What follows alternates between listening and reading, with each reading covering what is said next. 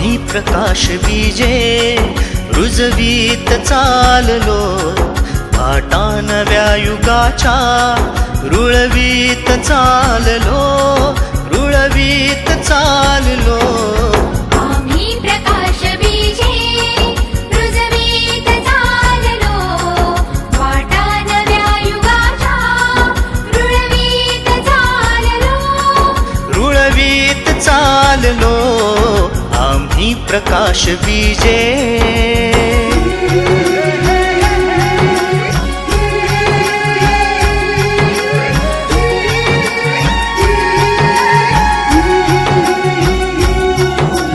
काट्यावरून जाता मागे न पाय घेऊ, हसऱ्या कळ्या फुलांची स्वप्ने विणून घेऊ. काट्यावरून जाता मागे न पाय घेऊ, हसऱ्या कळ्या फुलांची स्वप्ने विणून घेऊ. ओ साडमाळ आम्ही फुलवीत चाललो,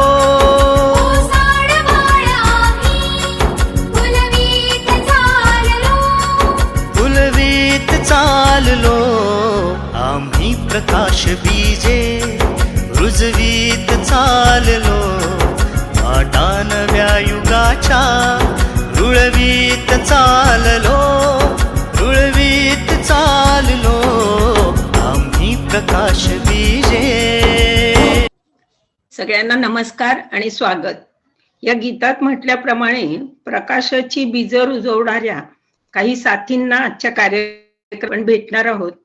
ही भेट सध्या झूमवरच का होईना पण घडवून आणण्यात मला खारीचा वाटा देता आला याचा मी आनंद व्यक्त करते.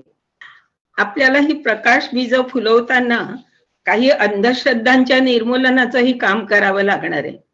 उदाहरणार्थ म्हणजे विकास करायचा तर पर्यावरणाचा ऱ्हास होणारच, कटथ्रोट स्पर्धेशिवाय काही जगताच येत नाही वगैरे.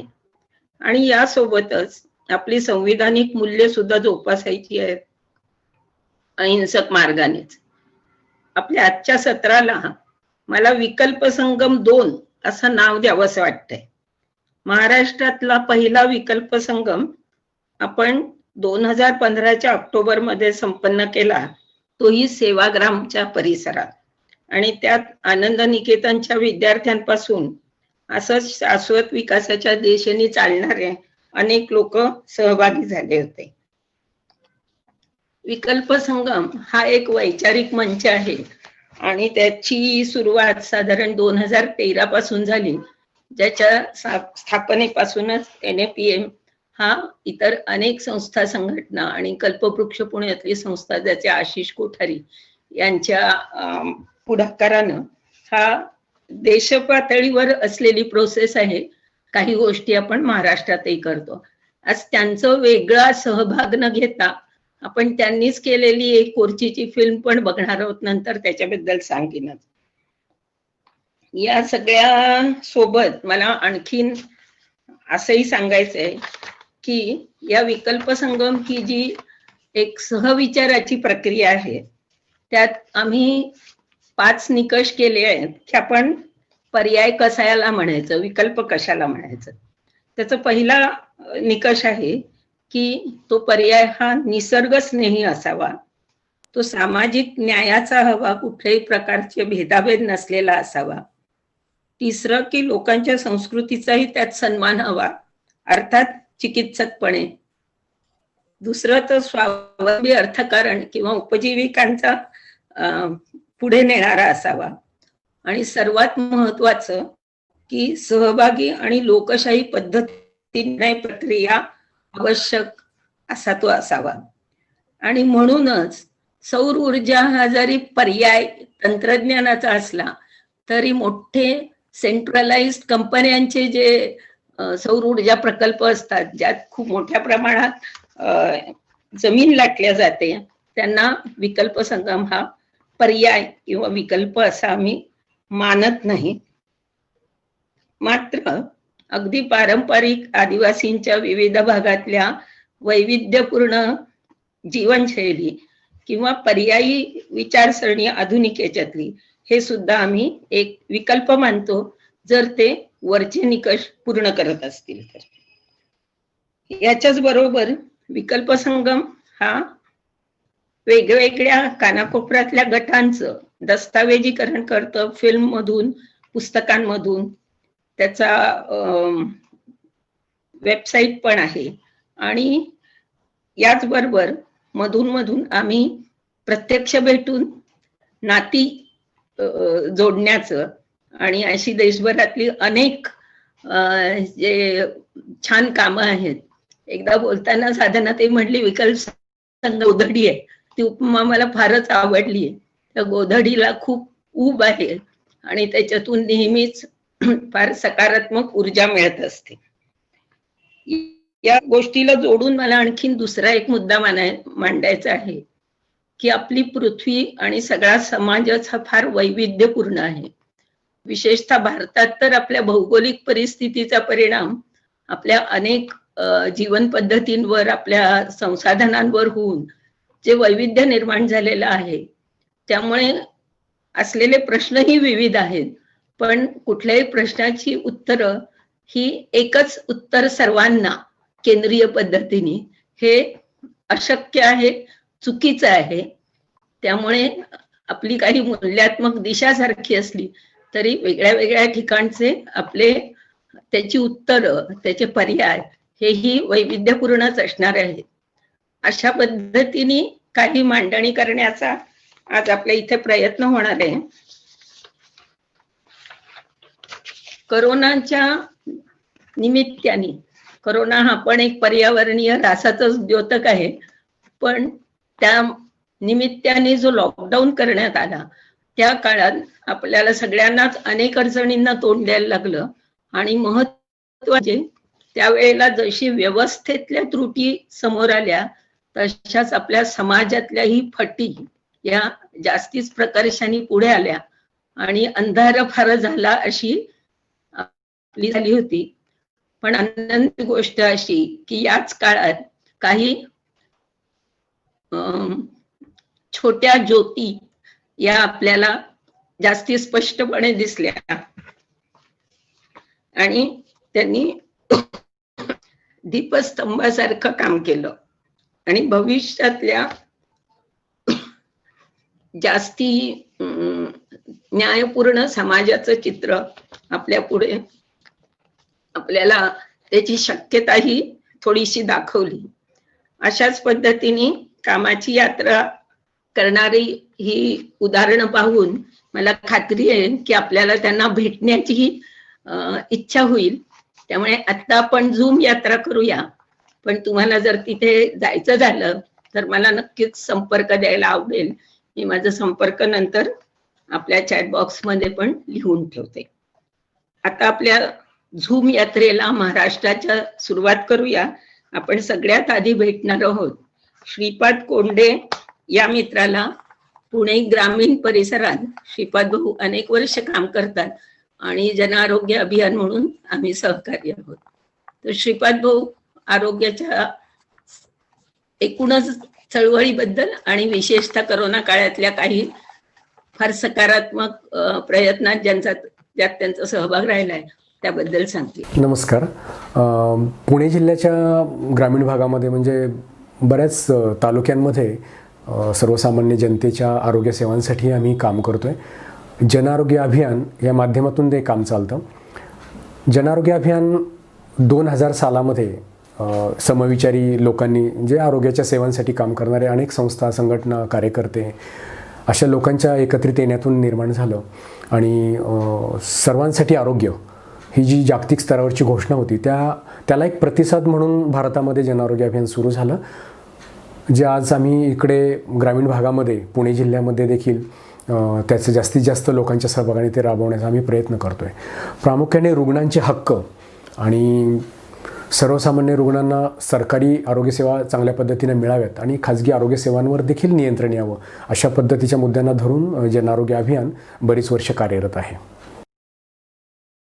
जन आरोग्य अभियानच्या माध्यमातून लोकसहभागाचे खूप चांगले प्रयत्न झालेले आहेत. म्हणजे 2005 सालामध्ये जेव्हा भारतामध्ये राष्ट्रीय ग्रामीण आरोग्य अभियान घोषित झालं केंद्राच्या वतीनं, त्यानंतर ते सर्वसामान्य नागरिक अगदी तळागाळातल्या महिला आणि मुलांपर्यंत, प्रत्येक गरजू नागरिकापर्यंत सरकारी आरोग्यसेवा नीट पोचाव्यात, पुरेशा पोचाव्यात, यासाठी जो प्रयत्न म्हणून जे अभियान सुरू झालं, तर त्याच्यावरती कोणाची तरी देखरेख होणं गरजेचं होतं आणि प्रामुख्यानं लोकांची देखरेख त्याच्यामध्ये व्हावी आणि लोक आरोग्यसेवांच्या नियोजनामध्ये सहभागी व्हावेत.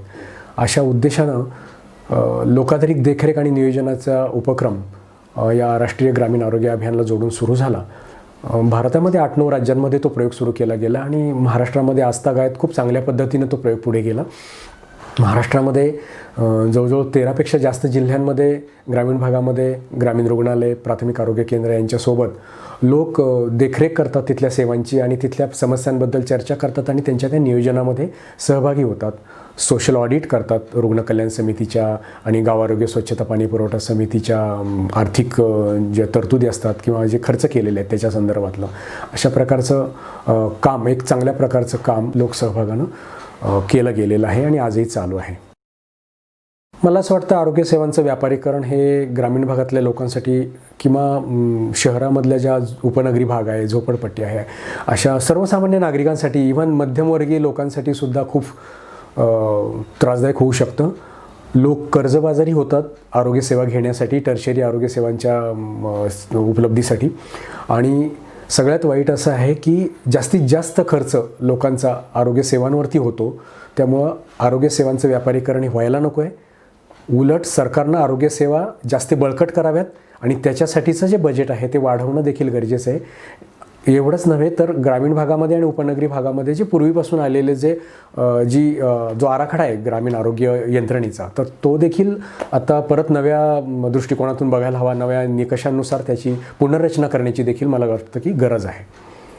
खाजगी आरोग्यसेवा यांच्यावर देखील नियंत्रण येणं गरजेचं आहे. वास्तविक एकूणच सरकारी आरोग्यसेवा आणि खाजगी आरोग्यसेवांमध्ये रुग्णांचा हक्क जपला गेला पाहिजे आणि रुग्णांचा हक्क जपला जाणं ही सरकारी आरोग्य यंत्रणेची जबाबदारी आहे. आणि त्याचबरोबर मला असं वाटतं की ते खाजगी आरोग्य यंत्रणेच्या बाबतीतसुद्धा व्हायला हवं. आणि रुग्णांच्या हक्काची एक सनद आहे की जी सरकारी आणि खाजगी दवाखान्यांत देखील लावली गेली पाहिजे. या पद्धतीच्या मोठ्या प्रमाणावरती कॅम्पेन, याच्या अभियान आपण ग्रामीण आणि शहरी भागामध्ये केलेलं आहे, महाराष्ट्रात देखील. आणि या रुग्णांच्या हक्काच्या जपणुकीसाठी ग्रामीण भागामध्ये आणि शहरी भागामध्ये देखील सरकारी आरोग्यसेवा तर सुधारल्याच पाहिजेत, त्या उत्तरदायी राहिल्या पाहिजेत जनतेला. पण त्याचबरोबर खाजगी आरोग्यसेवांमध्ये ज्या पद्धतीचं खर्च आकारले जातात त्याच्यावरती कुठेतरी नियंत्रण यायला पाहिजे. त्या दर्शनी भागामध्ये लावल्या गेल्या पाहिजेत. रुग्णांचे तिथले जे काही कागदपत्र पुरेशा प्रमाणात मिळण्याचे अधिकार असतील, सेकंड ओपिनियन घेण्याचे अधिकार असतील, तर ह्या सगळ्या गोष्टींची तिथे नक्कीच ते हक्क म्हणून जपणूक व्हायला पाहिजे. आणि म्हणून मला असं वाटतं की केंद्र शासनानं जो कायदा आणलेला आहे क्लिनिकल एस्टॅब्लिशमेंट ॲक्ट, तो खाजगी आरोग्यसेवांच्या नियंत्रणासाठी महाराष्ट्रात देखील लागू करणं अत्यंत आवश्यक आहे की जेणेकरून सर्वसामान्य माणसाला सरकारी आरोग्यसेवांबरोबर कधीकधी ज्या खाजगी आरोग्यसेवा घ्याव्या लागतात तर त्या परवडतील आणि त्याच्यातून त्यांना कर्जबाजारी होण्यापासून वाचवता येईल. कोविड महासाथीमध्ये ग्रामीण भागामध्ये खूप अनामिक अशी भीती पसरलेली होती. लॉकडाऊन झालं, लोकांचे उद्योग व्यवसाय बंद पडले, ज्यांचं हातावर पोट होतं अशा लोकांची मजुरी असेल, की रिक्षा चालक असतील, हमाली करणारे लोक असतील, शेतावरती मोलमजुरी करणारे लोक असतील, तर ह्या सगळ्या लोकांना खूप बेरोजगारीला तोंड द्यावं लागलं. आणि अशा काळामध्ये हळूहळू जे पुणे मुंबईमधून जे बेरोजगार झालेले लोक गावाकडं निघून आले होते, त्यांच्यातल्या काही रुग्णांच्या माध्यमातून गावाकडं त्या साथीचा प्रसारही वाढत गेला हळूहळू. आणि असं जाणवलं की ग्रामीण भागामध्ये खूप मोठ्या प्रमाणावरती शास्त्रशुद्ध मार्गदर्शनाची गरज होती. सरकारी आरोग्य यंत्रणेनं खूप चांगल्या पद्धतीनं ते सगळं परिस्थिती हाताळली, खूप चांगले प्रयत्न केले. मला एक चांगला अनुभव त्यामध्ये सांगावासा असं वाटतो आहे की एक जनआरोग्य अभियानचं नेटवर्क, याच्या अंतर्गत CVJ म्हणजे कोविड विरोधी जन अभियानच्या माध्यमातून पुणे जिल्हा आणि पुणे शहरामध्ये खूप चांगल्या पद्धतीचं काम उभं राहिलं, ज्यामध्ये सरकारी आरोग्यसेवांच्या बरोबरीनं, सरकारी यंत्रणेच्या बरोबरीनं या संस्था संघटनांच्या नेटवर्कमधल्या लोकांनी काम केलं. जनजागृती केली, वेगवेगळ्या पातळ्यांवरती मदत केली, लोकांना मार्गदर्शन केलं. अन्नधान्य पुरवठ्यापासून ते लोकांना कुठल्या दवाखान्यामध्ये खाटा उपलब्ध आहेत किंवा कुठल्या दवाखान्यामध्ये आपण जाऊ शकतो की जिथे व्हेंटिलेटर किंवा ऑक्सिजन सिलेंडरची व्यवस्था आहे, याबाबतीत पण मार्गदर्शन केलं. हेल्पलाईन चालवली, अशा वेगळ्या प्रकारचं काम केलं. कोविडच्या काळामध्ये विशेषतः भोर तालुक्यामध्ये एक वेगळ्या प्रकारचा प्रयोग पण केला गेला, ज्यामध्ये खाजगी डॉक्टरांची जी संघटना आहे, त्या खाजगी डॉक्टरांच्या संघटनेला जेव्हा तहसीलदार आणि प्रांत अधिकाऱ्यांनी, BDO, तालुका आरोग्य अधिकारी यांनी आवाहन केलं, त्यावेळेस तिथले खाजगी डॉक्टरांच्या संघटनेच्या पदाधिकाऱ्यांनी खूप चांगला प्रतिसाद दिला आणि त्यांनी त्या ठिकाणी एक OPD सुरू केली की जे कोविड केअर सेंटर ग्रामीण रुग्णालय किंवा उपजिल्हा रुग्णालयामध्ये सुरू झाल्यावर तिथली OPD बंद पडली होती, तर ती OPD पुन्हा चालू करण्यासाठी या खाजगी डॉक्टरांनी खूप चांगला सहभाग तिथे घेतला आणि त्यामुळे आजतागायत तिथे लोकांना OPDची सेवा मिळते. कारण हे डॉक्टर लोक त्या ठिकाणी OPDसाठी रोटेशन पद्धतीनं जवळजवळ 53 डॉक्टरमधले 37 डॉक्टर्स त्यासाठी खाजगी सेवा देणारे सरकारी आरोग्य सेवेला जोडून त्या ठिकाणी रोज OPDच्या वेळामध्ये उपलब्ध आहेत आणि त्या ठिकाणी औषधं मात्र ग्रामीण भागामधल्या ज्या सरकारी आरोग्य यंत्रणा आहेत त्यांच्या माध्यमातून पुरवली जात आहेत. त्याला जोडून CVJAच्या माध्यमातून एका प्राथमिक आरोग्य केंद्रामध्ये त्या ठिकाणी असणारे सलूनवाले असतील, हॉटेलवाले, टपरीवाले असतील किंवा छोटे छोटे दवाखाने चालवणारे डॉक्टर्स असतील, मेडिकल शॉपवाले लोक असतील, बाजारपेठेमध्ये दुकानं असणारे भाजीवाले असतील, ह्या लोकांमध्ये जनजागृती करण्याचा खूप चांगला प्रयत्न सध्या पण चालू आहे की दुसरी लाट येण्याची शक्यता आहे कोविडची, म्हणून त्यांना जे लोक जास्तीत जास्त संपर्कात येतात अशा लोकांना सावध करणं, त्यांच्या ठिकाणी पोस्टर्स प्रदर्शनाच्या माध्यमातून जनजागृती करणं, त्यांना जाऊन भेटणं, जे लोक आजारी आहेत अशा लोकांना खबरदारी घेण्यासाठी प्रवृत्त करणं, असं वेगवेगळ्या माध्यमातून चालू आहे. एवढंच नव्हे तर आता शाळा सुरू होतील, तर शाळा सुरू झाल्यानंतर शिक्षक, पालक आणि विद्यार्थी यांच्यासाठी पण जनजागृती, विशेषतः मास्क आणि स्वच्छता पाळणं, अंतर ठेवणं, शारीरिक अंतर पाळणं, तर ह्या सगळ्या गोष्टींसाठी प्रयत्न केले जात आहेत आणि त्यासाठी काही प्रयत्न पण आता सुरू केलेत. ग्रामीण भागामध्ये भोर तालुक्यामध्ये गट शिक्षण अधिकारी आणि तालुका आरोग्य अधिकारी आणि तालुक्याचे गट विकास अधिकारी यांच्याबरोबर काही बैठका पण सुरू झालेल्या आहेत. मला असं वाटतं तहसीलदार यांच्या 5 स्तरावर म्हणजे त्यांच्या अध्यक्षतेखाली प्रत्येक तालुक्यामध्ये एक कमिटी म्हणा किंवा एक समन्वय समिती गठीत करणं गरजेचं आहे कोविडच्या अनुषंगाने, जेणेकरून सर्व अधिकारी, त्या भागामधले स्वयंसेवी संस्था ज्या काम करणाऱ्या आहेत विशेषतः आरोग्याच्या क्षेत्रामध्ये आणि काही सरपंचांचे प्रतिनिधी असतील, पोलीस पाटलांचे प्रतिनिधी असतील, या लोकांना एकत्रित करून एक चांगलं नियोजन एकत्रित येऊन करायला हवं आणि त्या पद्धतीने लोकसहभागानं ह्या कोविडच्या साथीचं नियंत्रण करायला हवं. असे प्रयोग वेगवेगळ्या भागामध्ये करणं गरजेचं वाटतं. धन्यवाद श्रीपाद भाऊ. एकूण आपल्याला असं लक्षात येईल की जिथे जिथे एक चांगली जाणीव जागृती आहे आणि सहकार्य आहे सरकारी यंत्रणा आणि इतर समाजातले निरनिराळे घटक, तिथे तिथे आपण कोविड सारख्या अचानक आलेल्या आपत्तीला सुद्धा जास्ती समर्थपणे तोंड देऊ शकलो, हे अनेक ठिकाणी आपल्याला दिसलं.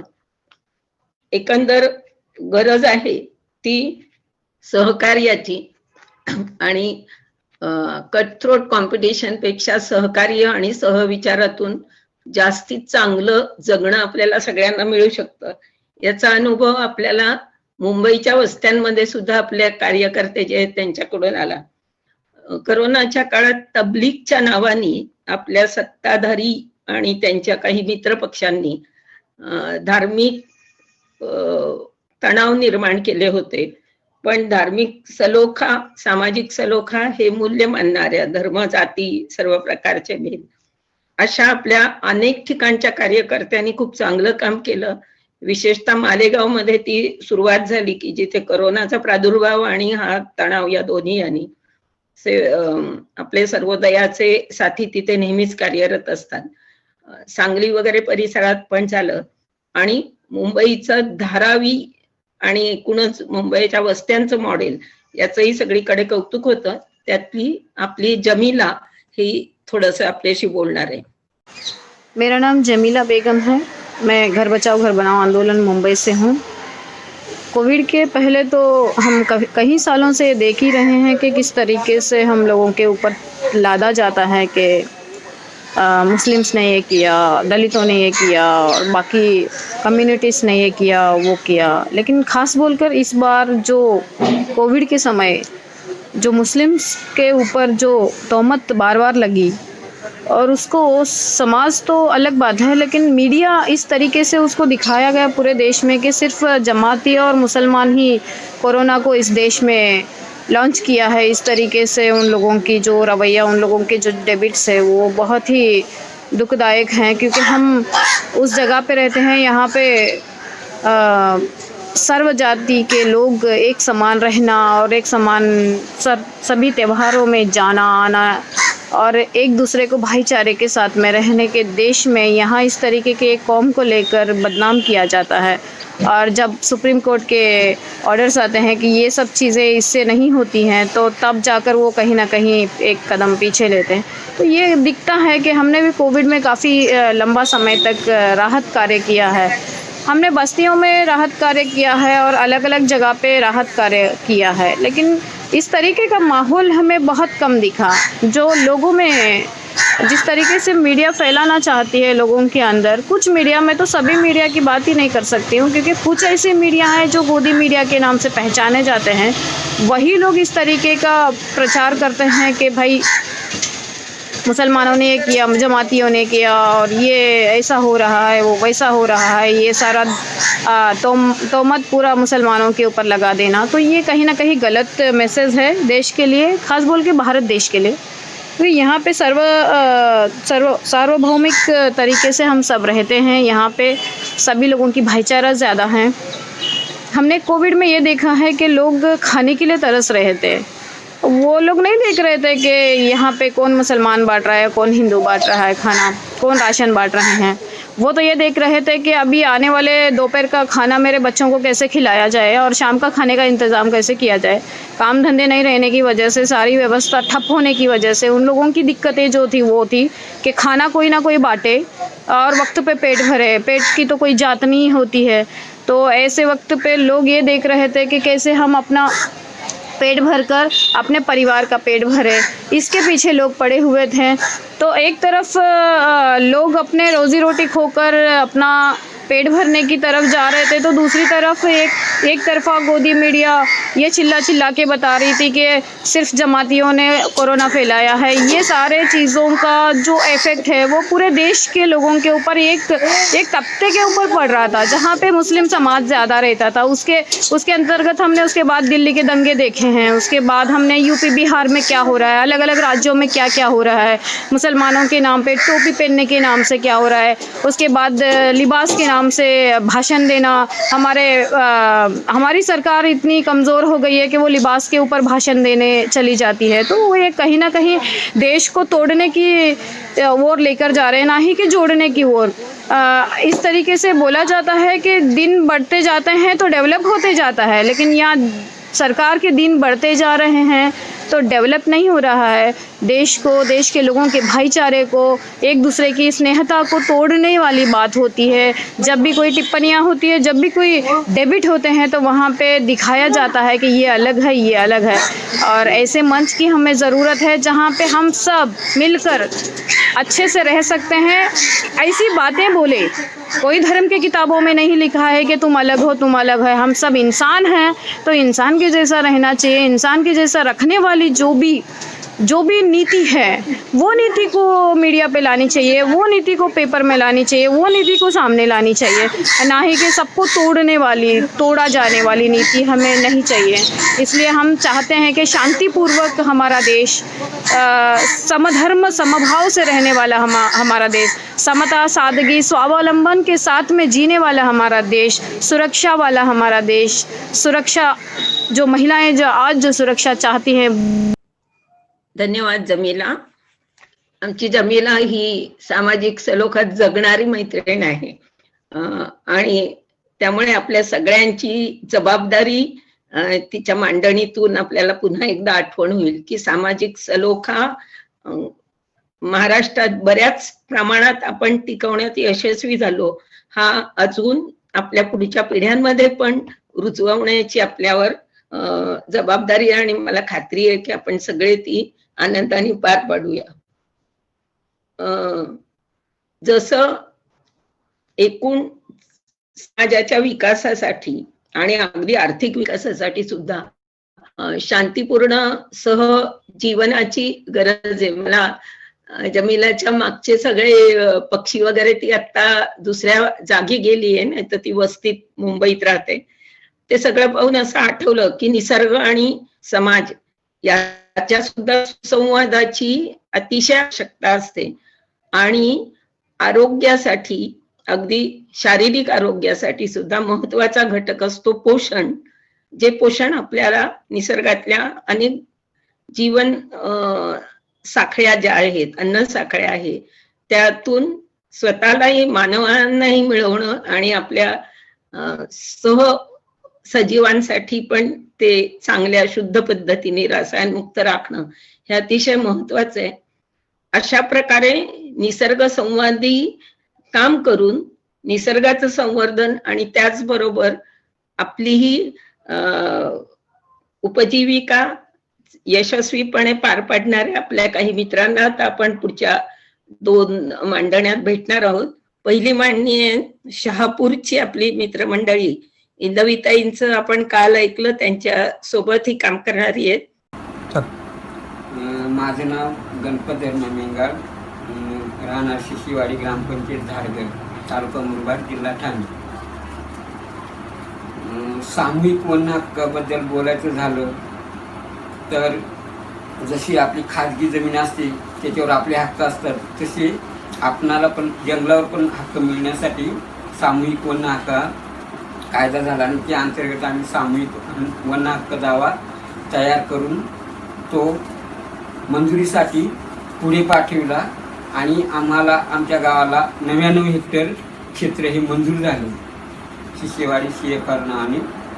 आणि त्या क्षेत्रामध्ये त्याचं संवर्धन कसं करायचं, क्षेत्र मंजूर झाले म्हणजे त्याचं संवर्धन कसं करायचं, त्याच्यामध्ये काय बदल करायचे आणि त्याचं व्यवस्थापन कसं करायचं, यासाठी शिशेवाडी नावाने सामूहिक वन हक्क व्यवस्थापन समिती ही ग्रामसभेच्या माध्यमातून गठीत करण्यात आली.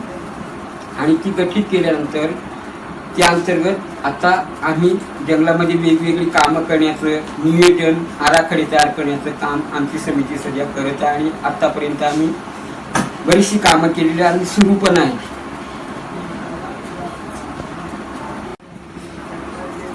आणि प्रत्यक्ष सुरुवात 99 हेक्टर मिळालं, पण हे लोकांना पण, ज्या गावाला पण माहीत पाहिजे कुठे मिळालं काय. मग हे करण्यासाठी त्याची आम्ही बाउंड्री म्हणजे सीमांकन करण्यासाठी कशी करायची काय हे सगळं शिकण्यासाठी आम्ही बाहेर आमच्या अमरावती वगैरे तिकडे ट्रिप पण गेल्या, तिथे काही कार्यशाळा झाल्या. तर आमचे काही कार्यकर्ते सदस्य पण आम्ही घेऊन गेलो, म्हणजे त्याचं सीमांकन कसं करायचं, हेक्टर कसे पाडायचे, म्हणजे किती हेक्टर कसं मोजायचं हे सगळं करण्यासाठी आमच्या सहली पण गेल्या. आणि त्याच्यातून आम्ही शिकून आल्याच्या नंतर त्या 99 हेक्टरचं प्रत्यक्ष फिरून मोजमाप कसं घ्यायचं, म्हणजे ग्रीड पाडून ते हेक्टर कसे पाडायचे, एक हेक्टरचं ते सगळं आम्ही करून घेतलं. आणि मग हे 99 हेक्टर जंगल कसं सांभाळायचं याच्यावर आम्ही काही नियम बनवले, जे वन विभाग करायचे तसे. मग आगीपासून संरक्षण करण्यासाठी काय करावं लागतं, तर ते आमचेच पूर्वी मजूर जायचे आणि त्यांच्या हाताखाली काम करायचे. म्हणजे जाळपट्टा घेणे, म्हणजे त्यांच्या ठरलेल्या नियमाप्रमाणे 3 मीटर रुंदीचा जाळपट्टा हा पूर्ण 99 हेक्टरला दरवर्षी फेब्रुवारीच्या सुमारास जेव्हा गवत सुटतं तेव्हा तो घ्यायचा असतो. ते आम्ही सुरुवात केली. त्याच्यानंतर जंगलाचं संरक्षण करण्यासाठी, म्हणजे जंगल म्हणजे वन विभागाचं जंगल असं लोकांचं समज होतं. मग कोणी पण याचं बाहेरचे गाव ते पण जंगलाची चोरी करून जायचं. सांगायला गेल्यानंतर ते जंगल काही तुमचं नाही हे सांगण्यासाठी आम्हाला हक्क मिळाला. मग तो हक्क आम्ही त्यांना सांगितलं की आम्हाला हा वन हक्क मिळालेला आहे आणि हा आमचा तो उतारा सांगतो जो वन हक्क पट्टा मिळाला. आणि त्या अंतर्गत आम्ही काही नियम बनवले. आमच्या जंगलामध्ये चोरी करताना सापडला, डोक्यावर घेऊन जाताना ओली लाकडं किंवा सुकी लाकडं, तर काय नियम बनवायचे. मग त्याच्यावर आम्ही वेगवेगळे नियम बनवले. डोक्यावर घेऊन जायचं तर 1000 रुपये दंड, बैलगाडीने नेलं तर 500 रुपये दंड, ट्रॅक्टर सापडला तर 5-10 हजार रुपये दंड, असे आम्ही नियम बनवले आणि ते आजूबाजूच्या परिसरामध्ये वाटले. आमच्या गावाने आणि ती सुरुवात झाली आणि ते आमचं चोरीवाचं काम हे नियम बनवल्यानंतर थांबवलं त्यासाठी काही वेळा आमचं प्रत्यक्ष समोरासमोर भांडणं पण झाली, पण त्याला हे सगळं समजून सांगितल्यानंतर त्यांनी पण त्याला हे दिली का बरोबर आहे, त्यांचं म्हणणं बरोबर आहे, आपण काय त्यांच्या जंगलामध्ये जाऊन अशी सुरुवात केली. मग ते झाल्याच्या नंतर जंगलाचं व्यवस्थापन कसं करायचं, म्हणजे जंगल समजा विरळ झालंय तर त्याचं व्यवस्थापन कसं करायचं, त्याच्यासाठी पाणी जंगलाला पाहिजे तर मग ते मुरवण्यासाठी काय प्रक्रिया करायच्या, तर हे सगळं करण्यासाठी आम्हाला आमच्या संस्थेने एक उस्मान बेग औरंगाबादची पूर्ण आराखडा तयार केला आणि तो आपल्याकडे आजही आहे, तो दिला. आणि त्याच्यानंतर मग आम्ही ग्रामसभेमध्ये हे आराखडे मंजूर करण्यासाठी पुन्हा ग्रामसभेची मंजुरी घ्यावी लागते चालू करण्यासाठी. मग ते ग्रामसभेमध्ये तयार करून ते आपण मंजुरीसाठी वन विभागाला पाठवले आणि हे सगळं करण्यासाठी जिल्ह्यावर एक जिल्हा कन्व्हर्जन्स जिल्हा नियोजन समिती अशी एक समिती तयार होते आणि त्याचे अध्यक्ष कलेक्टर साहेब असतात आणि इतर विभागाचे अधिकारी असतात. त्यांच्यासमोर बसून ही सगळी कमिटीचा आपण रेकॉर्ड ठेवतो आणि त्याला मंजुरी मिळते. मंजुरी मिळाल्यानंतर मग ती कामं कशी करायची, काय कुठल्या जागेमध्ये ती गावाने निवडायची. ते बोलले ना का यावर्षी 10 हेक्टरमध्ये अमुक काम करायची, मग कुठली जागा निवडायची, तर मग ते ग्रामस्थांना आम्हाला माहीत असते. काहींची रहिवासी असतात त्याच्यामुळे ह्या ठिकाणी ही झाडं आणि अमुक प्रकारची झाडं. वन विभाग पूर्वी काय करायचं, कुठल्या तरी जातीची आणून झाडं लावायची आणि ती फायदेशीर पण नाही, फक्त सावली वगैरे काय व्हायची आणि ती याच्यानुसार हवामानानुसार किंवा वातावरणानुसार जगायची पण नाही. आम्ही ठरवलं की आपल्या जंगलामध्ये जी झाडं जगू शकतील, वाचू शकतील आणि त्याचा फायदा आपल्याला पण होईल, फळं पण मिळाली पाहिजे किंवा इतर फायदा पण झाला पाहिजे अशी झाडं निवडायची. हे सगळं आम्ही नियोजन केल्यानंतर मग त्याच्याप्रमाणे आम्ही मागणी केली काय आम्ही आमच्या जंगलामध्ये फायदेशीर कुठली बांबू वस्तू येते तर ती आपण लावा. आम्ही जशी गावामध्ये लावतो तशी जंगलामध्ये लावा आमच्या. मग आम्ही 2 वर्षामध्ये 1 वर्षी 500 मेस बांबू जो चांगल्या दर्जाचा बांबू असतो त्याची लागवड केली. त्याच्यानंतर मग पुन्हा आम्हाला वन विभागाकडनं पण 900 बांबूची मंजुरी मिळाली आणि त्याची पण आम्ही लागवड केली. ते सांगितल्याप्रमाणे खड्डा किती अंतरावर असावा, तो किती खोलीवर असावा, त्याचं मोजमाप असतं, त्यानुसार आम्ही ती सुरुवात केली. त्याच्यानंतर मग जंगल राखण्यासाठी एक त्यांचे वॉचमन असायचे. मग त्यांच्या योजनेतून एक फायर वॉच म्हणून एक निधी येतो. तो 3-4 महिन्यासाठी जेव्हा आगीच लागण्याचा कालावधी असतो तेव्हा त्याची निवड करायची असते आणि तो एरियानुसार मोठा एरिया असला तर 2, एक छोटा एरिया असला तर 1 फायर वॉच असे आपण 2ची निवड करून ती पण आम्ही हे केलं. कधी आग लागली रात्री दिवसा कधी तर त्या फायर वॉच सोबत त्यांनी गावामध्ये बातमी द्यायची आणि सगळ्या गावाने जाऊन ती आग विझवायची. आणि ती विझवण्यासाठी आम्हाला वन विभागाकडनं एक फायर मशीन असते ती पण मिळालेली आहे. तर अशी सगळी आम्ही कामं करतो. नंतर मग प्रत्येक विभागाने ठरवलं तर हा गाव जंगल राखतो, वन संवर्धन करतो, त्यांच्यासाठी सामूहिक सुविधा पण द्यायला पाहिजे अशा गावांसाठी. मग त्याच्यामुळे प्रकल्पाकडनं आम्हाला एक पत्रावळी मशीन म्हणजे जंगलामध्ये पळस पाणी आणून ती कशी बनवून कशी विकता येतील आणि त्यांना कसं जमा करून त्याचं हे करता येईल त्याच्यासाठी ती पण आम्हाला दिली त्यांनी 50,000 आहे. या CFR MC च्या आधारे बोलायचं तर आमच्या CFR MC ला काय काय अधिकारी मिळाले. पूर्वी जंगलामध्ये जे काम करावं लागायचं त्याचा म्हणजे हा वन विभागाकडनं मजुरांना द्यावा लागायचा. आता याच्यामध्ये असे बदल झाले की जे काम मंजूर आहे आणि त्यांच्या ठरलेल्या मोजमापानुसार त्यासाठी किती निधी लागतो हा निधी आमची एक संयुक्त वन व्यवस्थापन समितीची एक अकाउंट खोललेला आणि त्या अकाउंटवरती ती रक्कम जमा होते आणि ते काम केल्याच्यानंतर त्याचं MB होते किती काम झालं आणि किती निधीचं झालं. तेवढं काम झाल्याच्या नंतर तो निधी आपण मजुरांना तो त्यांच्या नावाचे पेमेंटनी वर्ग करतो. हा एक अधिकार आम्हाला मिळाला आणि त्याच्यापासून आम्हाला एक मजूर मिळते म्हणजे जेव्हा पाहिजे काम झाल्यानंतर तेवढीच जाऊन तो वर्ग करायचा लोकांच्या बँक अकाउंटला आणि तो डायरेक्ट आम्हाला लवकरात लवकर मिळतो. आणि पूर्वी हीच मजूर मिळाला उशीर लागायचा म्हणजे कधीतरी वाट बघावं लागायची, 3-4 महिने लागायचे, निधी आला नाही. हा एक मोठा आम्हाला फायदा झाला. माझं नाव मधुकर वाघ, समित सचिव शिष्यवाडी. आम्हाला मानव विकास म्हणून एक निधी मिळाला. तर त्यामधून काही पळसाची पाणी अशी खरेदी करायचं, भांडवल खरेदी करायचं आणि त्याच्यापासून उत्पन्न वाढायला असलं त्याच्यानंतर बाजारात नेऊन ते विक्री करायची.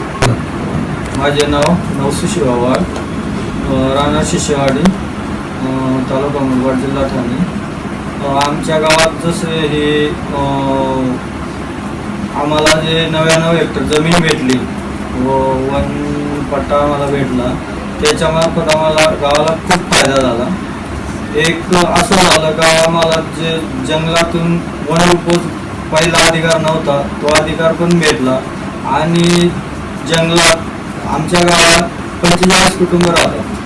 तर 45 कुटुंबातून ज्यांना काही शेतीची कामं असतात ती शेतीची कामं करतात, ज्यांना काही शेती कमी आहे प्लॉटवरच जीविका भागवतात ती शेतीची कामं करून जंगलातून मध, डिंग, पळसाची पानं, फुलं अशी जी विक्रीसाठी जी संसाधन आहे, साहित्य आहे ते जमा करून त्यांचा उदरनिर्वाह एक वनविकास केंद्र म्हणून आम्हाला संस्थेनं फॉरेस्ट खात्याकडून बांधून दिलेलं आहे आणि त्या जागेत नेऊन विक्री करून 2 पैसे पोटासाठी मिळवतात आणि त्याच्यात आमचं उदरनिर्वाह गावाचा बऱ्यापैकी चालतो. त्याच्यात परत एक गोष्ट आम्हाला हे जे जंगल राखायचं काम खूप मोठं काम होतं. ते काम काही सोपं नव्हतं पण ते आमची जिद्द आणि चिकाटी याच्या जोरावर सर्व काही केलं आणि याची माहिती मिळाल्यावर या गावाला आपला महाराष्ट्राचा वन सचिव प्रवीण प्रदेशी म्हणून होते, त्यांनी गावाला भेट दिली. तर गावाला भेट दिली तर त्याच्यानंतर त्यांनी सांगितलं की मी गावासाठी काय करू शकतो, मी एवढ्या अधिकारी समजून गावाला आलोय तर मी गावासाठी काय असं उत्पन्नाचा माझ्याकडून काय तरी मागा. तर आमच्याकडे एक पर्याय होता, एक जुना तलाव होता, नाणे तलाव म्हणून, तर वन तलाव होता. तर त्याचा गाळ काढायचा आम्ही त्यांच्याकडं मागणी केली का याचा गाळ तुम्ही काढून द्याल का. त्याच्यात जर पाणी राहिला तर आम्ही मत्स्य व्यवसाय करू, तो एक गावाला फायदा होईल. तर मग त्यांनी काही निधी दिला आणि मग त्याच्यातला गाळा आम्ही काढून घेतला आणि आपल्या संघटनेनं, श्रमिक मुक्ती संघटनेनं पण खूप सहकार्य केलं. त्याच्यात काय निधी कमी पडला, आपल्या संघटनेनं थोडं कलेक्टरला बोलून त्याच्या माध्यमातून थोडा तो पूर्ण गाव काढून घेतला आणि थोडा बाकी राहिला पण तो आमच्यापासून. पण त्या वर्षापासून आम्ही त्याच्यात मानव विकासचं पैसे बीज भांडवल म्हणून जे पैसे भेटतात ना ते मग त्याच्यातून बीज भांडवल म्हणून आम्ही त्याच्यात बीज काढतो मच्छीचं बीज आणि मग त्याच्यातून आम्हाला वर्षाला 8-9 हजार रुपये गावाला कमिटीला फायदा होतो आणि बाकीची मजुरी जे मच्छी पकडतात त्यांना ती मजुरी भेटते आणि पाणी 12 महिने राहते म्हणजे ते अजून त्याच्यात खाद्य थोडं कमी पडतंय, नैसर्गिक खाद्य कमी पडतंय म्हणून मच्छीचं आम्हाला थोडं उत्पन्न कमी भेटतं. कालांतराने काही वर्षानंतर त्याच्यात खूप मोठा फायदा होऊ शकतो. जमिनीची कामं संपतात त्यावेळेस मग आम्ही गावकरी असं संध्याकाळी मिटिंग घेतो आणि आम्हाला असं वाटतंय का आता आपल्याला मजुरीसाठी बाहेर गावी पडावं, आपलं मजूर जातील. त्या टायमाला आम्ही जंगलातील जी कामं असतात जी चरक खोदाई किंवा विरळणी, मग त्या टायमाला ती कामं लोकांकडून करून घेतो, सगळं मजूर जाऊन करून घेतो. म्हणजे आम्हाला मजुरी भेटते आणि बाहेर जायची वेळ आमच्यावर सहजा येत नाही. तर आमचा याच्यापासून खूप फायदा झाला. धन्यवाद गणपत भाऊ आणि साथी. त्यांनी आपल्याला वनहक्क कायदा आणि त्याचे फायदे अगदी छान समजूनच सांगितले.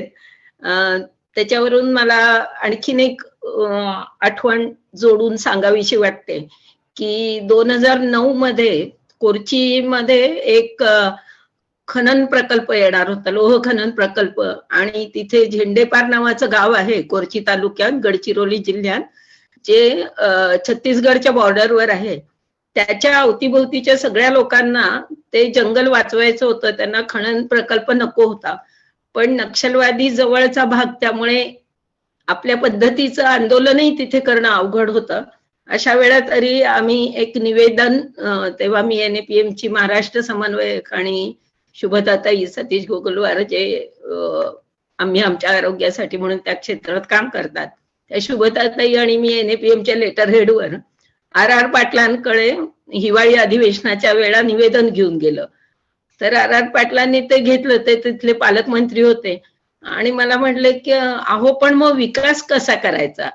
तर माझ्याकडून पटकन निघालं की ते गावातले लोक सांगतील. आणि आनंदाची गोष्ट अशी की आता RR पाटीलही असते तर त्यांनाही आनंद झाला असता. त्या पूर्ण भागातल्या लोकांनी ग्रामसभेच्या मदतीने इतका छान विकास केलाय, त्याची पूर्ण व्हिडिओ फिल्म आपल्याकडे आहे, विकल्प संगमनी केलेली. त्यातला काही भाग आपण ऐकूया. हे आहेत इजाम शाह, तिथले कार्यकर्ते.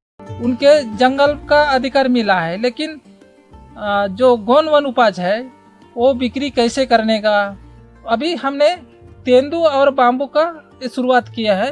तो पहले जो फॉरेस्ट सरकार के माध्यम से जो लिलाव करते थे उसके 3-4 पट अभी ज़्यादा उनको गांव के लोगों को फ़ायदा हो रहा है, और उनके खाता में, ग्राम सभा का खाता में जमा होता है पैसा। शुरू में तो जो फॉरेस्ट वाले जो करते थे सरकार के माध्यम से, तो पैसा कहाँ रखते थे और कब लिलाव करते थे ये गांव वालों को मालूम भी नहीं होता था। लेकिन अभी गांव बैठ के ये सब पूरा कर रहा है, तो अभी लोगों को लगता है कि हमारा जंगल का उत्पन्न इतना बढ़ रहा है।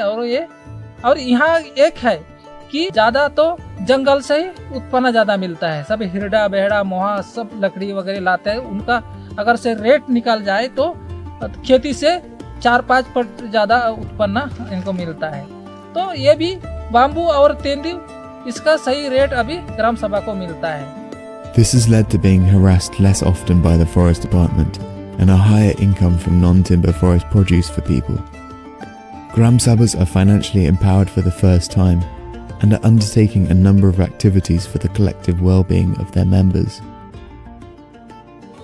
शिक्षा के ऊपर जाए तो ये जो रॉयल्टी का जो पैसा मिलता है ग्राम सभाओं को, उस रॉयल्टी के पैसे की कोई ग्राम सभाओं के हिसाब से कोई 10%, 20% से 30% तक के जो अमाउंट्स है वो ग्राम सभाओं में विकास फंड करके वो निधि रखते हैं।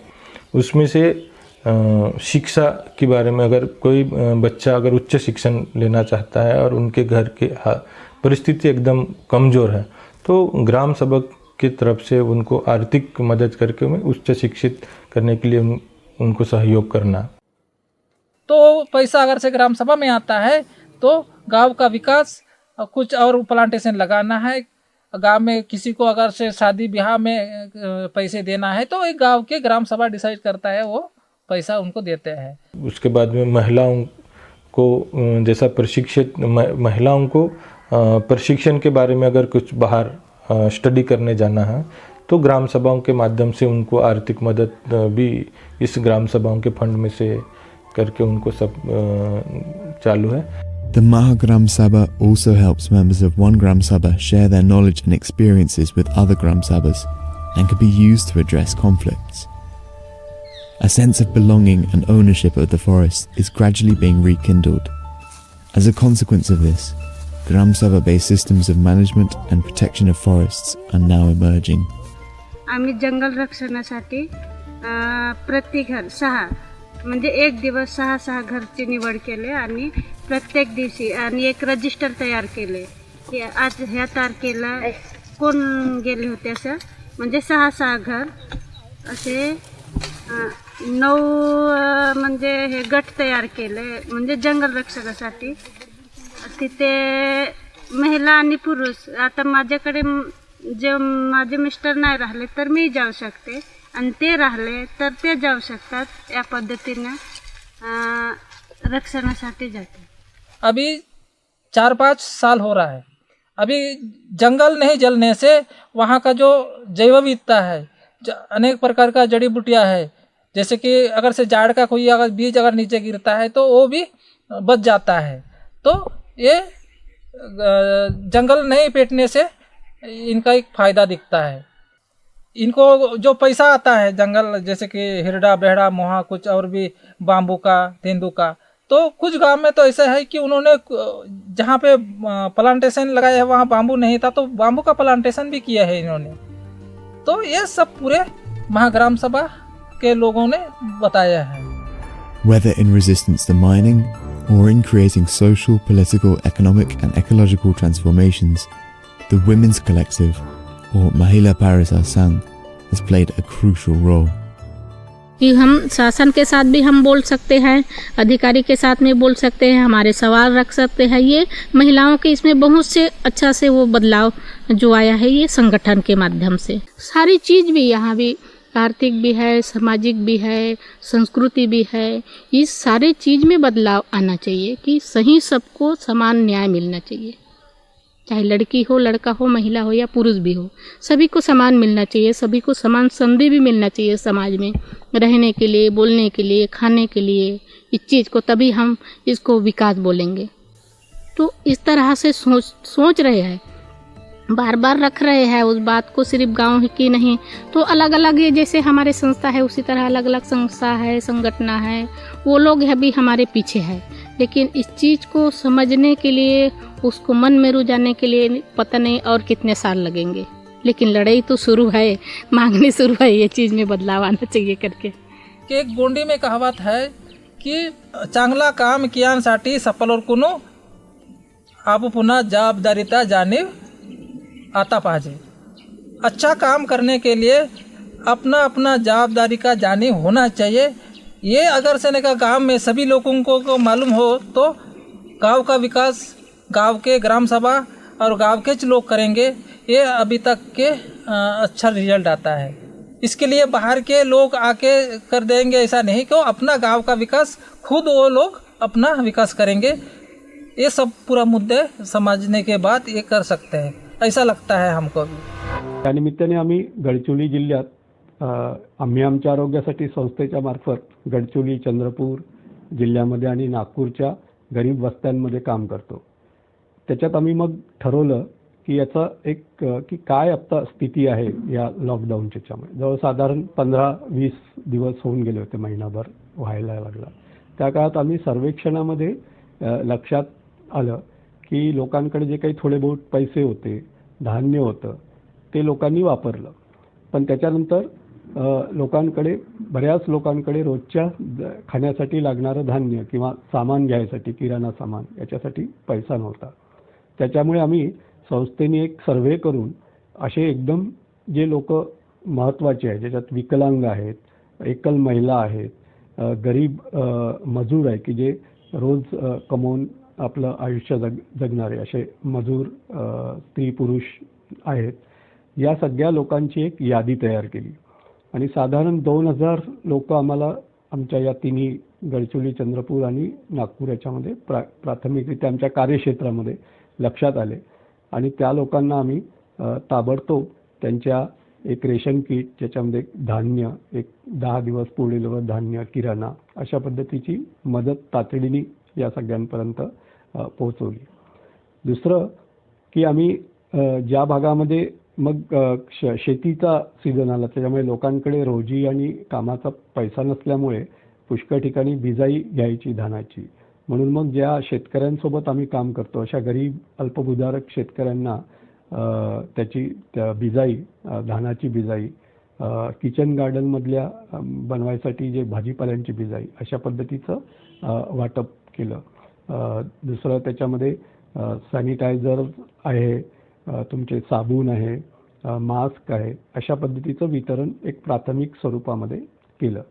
दुसरं, संस्था ग्रामसभांसोबत काम करतं आणि प्रामुख्याने कोरची भागातल्या ग्रामसभांचा मिळून एक महासंघ तयार झालेला आहे आणि त्यांनी एक चांगली प्रक्रिया, संपूर्ण जे वनहक्क कायद्यामध्ये सगळ्या गावांना जे सामूहिक जंगल प्राप्त झालं, त्या जंगलाचा आधार घेऊन त्याच्यातून लोकांनी आपला तेंदूपत्ता, बांबू, मोह, हिरडा, बेडा या सगळ्या वस्तू एकत्र विकण्याची त्या ग्रामसभांना परवानगी या कायद्यामुळे मिळाली। ते मालक झाले त्या बाबतीमध्ये। तर तिथं आम्ही बघितलं की हे तर संस्थेने केलं, पण स्वतः अशा ज्या ग्रामसभा तयार झाल्या ज्यांच्यापाशी थोडा पैसाही आपल्या बऱ्यापैकी त्या ग्रामसभेकडे वेगवेगळ्या विक्रीच्या याच्यातनं रॉयल्टीच्या स्वरूपात जमा झालेला होता, तशा ग्रामसभांनी जे वेगळे प्रयोग केले ते खूप महत्त्वाचे आहे. आता इतकं छान पाहिल्यावर त्याबद्दल मी आणखीन काही बोलत नाही. आपण आता जाऊया कोरचीच्या जवळच्या गोंदिया जिल्ह्यात. आमच्या विदर्भात जसं गडचिरोलीत जंगल खूप चांगलं आहे, तसं भंडारा गोंदिया भागात पूर्वीचे मालगुजारी तलाव आहेत, पण दरम्यानच्या काळात सरकार आणि सगळ्यांच्या दुर्लक्ष होऊन ते ओस पडले होते. तर इथल्या आता आपण बघणार आहोत अर्जुनी भागातल्या काही महिलांनी पुढाकार घेऊन जो तलावाचं पुनरुज्जीवनाचं काम केलं ते आपण आता बघूया. शालू आणि सहकारी. बोला शालू ताई. नमस्कार, माझे पूर्ण नाव शालू जगदीश कोल्हे. मी निमगावला राहते. गेली 4-5 वर्ष झाले मी भंडारा निसर्ग संस्कृती अभ्यास मंडळ या संस्थेमध्ये कार्यकर्ते म्हणून काम करते. आणि माझे काम आहे धीवर समाजातील महिलांचे नेतृत्व उभे करणे. जे कोकण चिपळूणमध्ये परिषद झाली होती तिथं आम्ही म्हणजे हे बोललो होतं की महिलांच्या आरोग्यावर मासोळ्या यांच्यात दोघांमध्ये म्हणजे एक लिंक जुळलेवा म्हणून, काही मुलकी मासे आहेत की ज्या आरोग्यासाठी पण वापरल्या जातात आणि औषधी म्हणून पण काही वापरल्या जातात, पण त्या महिलांपर्यंत पोहोचवण्यात. त्याच्यामुळे महिलांनी स्वतः पुढाकार घेऊन तलावात आमच्या म्हणजे गावातल्या तलावात कोणकोणते मासे आहेत व कोणते उपयोगात आहेत हे थोडासा अभ्यास केला. आणि तसेच करता करता असं दिसून आलं की गावातील काही तलाव आहेत ते सदाफुलीनं पूर्ण व्यापलेले होते. त्याच्यामुळे महिलांनी स्वतः पुढाकार घेऊन सदाफुली काढली समाधानामार्फत आणि तिथं नैसर्गिक येणारी जी वनस्पती होती ती आली आणि भंडारा निसर्ग संस्कृती अभ्यास मंडळ या संस्थेमार्फत तिथं काही वनस्पतीची पण लागवड केली जे मासोळ्यांच्या खाद्याला उपयोगात, असे चिला, चिऊल, गाद, कंबळ अशा काही प्रकारे वनस्पतीची लागवड केली. व असे 4 तलाव म्हणजे 12 सोसायटीतून 4 तलाव असं राखीव ठेवलं की तिथं फक्त मुलकी माशांचा व्यवसाय करण्यात येईल, बंगाली माशांचा व्यवसाय करता येणार नाही.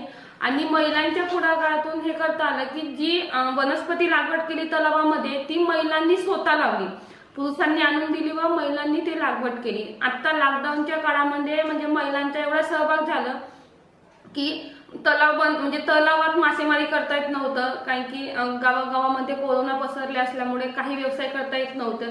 त्याच्यामुळे आर्थिक परिस्थिती एवढी गंभीर झाली होती की काय करावं काही समजत नव्हतं मासेमार समाजांना. त्याच्यामुळे काही महिलांनी पुढाकार घेऊन मासेमारी समाजाने पुढाकार घेऊन पंचायत समितीमध्ये जो ऑफिस असते मासेमार फिशरी संस्था त्याला एक पत्र दिलं की आम्ही काही दिवस तरी मासेमारी करणार म्हणून. त्याच्यामुळे तलावामध्ये काही दिवस मासेमारी केली, काही मोजके दिवस ठेवलेले होते. त्याच्यामुळे महिलांचा तर सभासद नसल्यामुळे मासेमारी तर करू शकत नव्हते, पण त्यांनी हे केलं की आता या कोरोनाच्या काळामध्ये म्हणजे भाजीपाला खूप महाग असल्यामुळे त्यांनी हे केलं की मुलकी मच्छा खाण्यात वापरण्यात यावा असं पण सभासदांना सांगितलं व घरच्या लोकांना पण सांगितलं. त्याच्यामुळे मासेमार समाजातना हा मोठा प्रश्न उभा केला महिलांनी. तर त्याच्यामुळे मासेमार समाजाने हा निर्णय घेतला की मुलकी मासेमारी केल्याच्या नंतर कोणीही मासे विकायणार नाही, रोज तो घरी खाणार. त्याच्यामुळे काही संस्थेमध्ये मुलकी मासोळ्याची मासेमारी करून रोज भाजी म्हणजे खाण्यात वापरण्यात आली.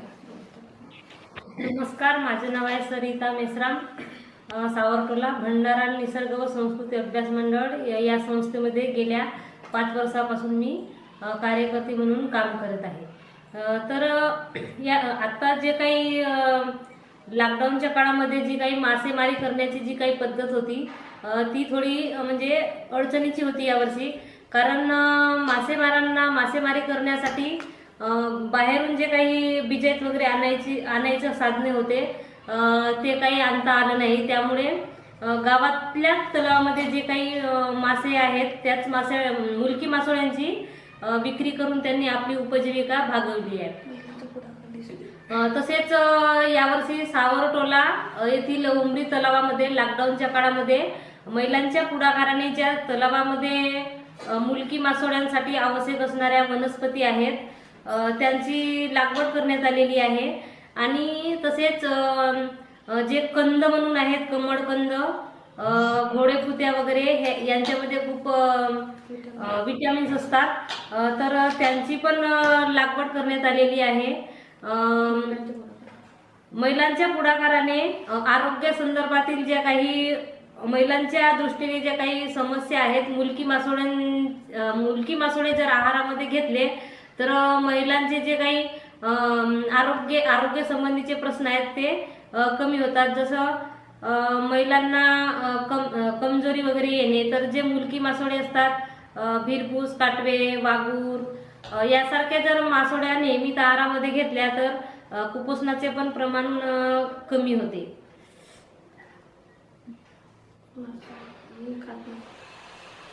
तर यावर्षी जूनमध्ये सावरटोला या तलावामध्ये जूनमध्ये जे सदाफुली नावाची वनस्पती होती ती महिलांच्या पुढाकाराने काढण्यात आली. एकंदरीत महिलांना पण रोजगारही मिळाला.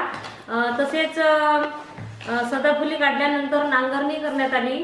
नांगरणी केल्यानंतरही जे काही कचरा उचलण्याचे काम होते ते पण महिलांनीच केलेलं आहे आणि ते पण महिलांच्याच पुढाकाराने झालेले आहे. आता ऑक्टोबरमध्ये जेव्हा तलावाची पाहणी करण्यात आली तेव्हा असं दिसून आलं की तलावामध्ये आवश्यक असणाऱ्या वनस्पतींची लागवड झालेली आहे, कारण ती महिलांनी लावलेली होती.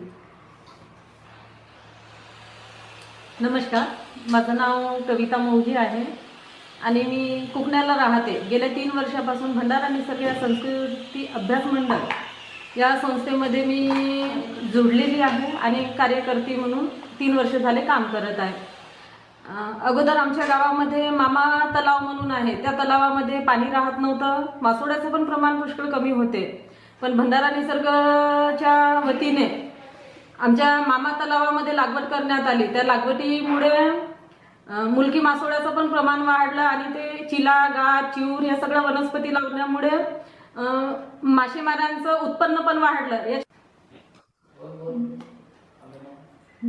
तसेच लॉकडाऊनच्या काळामध्ये आमच्या तलावामध्ये अगोदर कंदे वगैरे काही नव्हते, कमळ कांदे वगैरे, ते पण आणून सगळी जे शरीरासाठी पौष्टिक आहे, पोषण आहार म्हणून आहे, ते पण आणून विकत पण गेले. म्हणजे त्यांना आर्थिक मदत पण झाली आणि खाण्यासाठी पण त्यांनी उपयोगात आणले.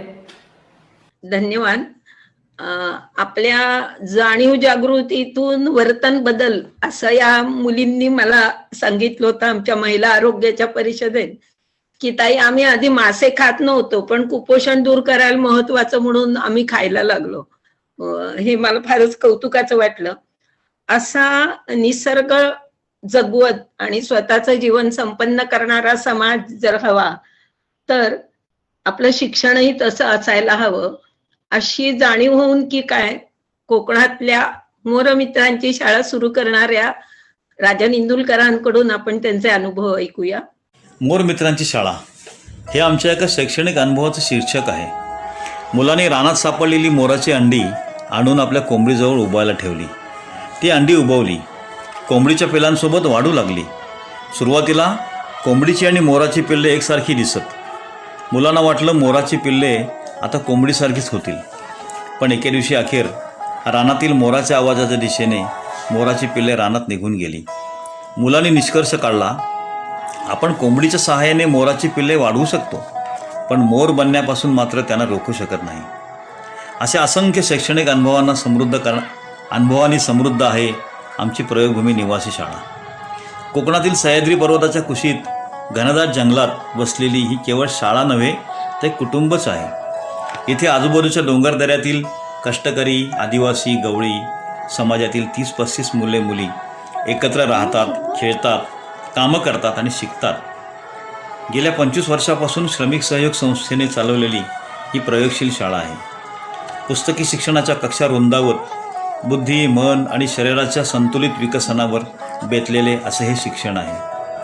मुलांच्या मातृभाषा, रोजच्या खडतर जगण्यातील अनुभव, उपजत क्षमता आणि कौशल्यांच्या आधारे विकसित होणारं असं हे जीवन शिक्षण आहे.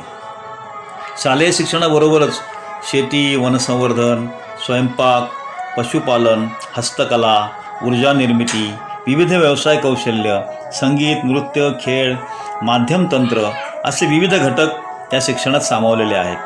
आदिवासी आणि निसर्गस्नेही समाजात चालणारे, एका पिढीकडून दुसऱ्या पिढीकडे प्रवाहित होणारे शिक्षणाचे तंत्र आणि गांधीजींनी 100 वर्षापूर्वी मांडलेला बुनियादी शिक्षणाचा विचार प्रयोगभूमीच्या शिक्षण पद्धतीत सामावलेला आहे. इथं नेमकं काय काय आणि कसं कसं चालतं, कशी आहे ही प्रयोगभूमी, याचा थोडक्यात परिचय आता आपण करून घेऊया. आम्ही आमच्या शाळेत वेगवेगळे नृत्य शिकवतो. त्यापैकी झापोरी, कलरी आणि हा बांडगी असे नाच आहेत.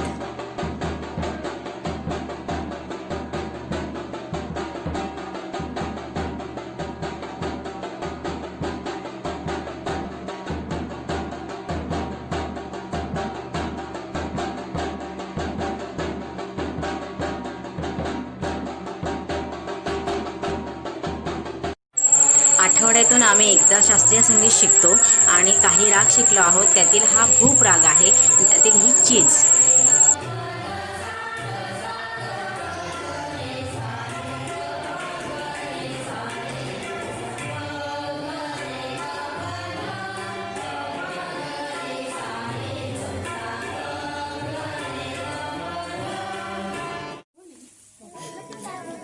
अभ्यासाबरोबरच आमच्या शाळेत वेगवेगळे उपक्रम चालू आहेत. मुलांना आम्ही अशा मोकळ्या वेळेमध्ये टाकाऊपासून टिकाऊ वस्तू कशा बनवायच्या हे शिकवत असतो आणि मग त्यांच्या कला आपोआपच समोर येतात आणि त्यांच्या कलेतून त्यांना आनंद मिळतो आणि मग ते खूप आनंदाने करत असतात. येथे मुलांनी बाहेरून काचेच्या बॉटल आणल्या आणि त्याच्यावरती वेगवेगळ्या रंगाने नक्षीकाम केलं.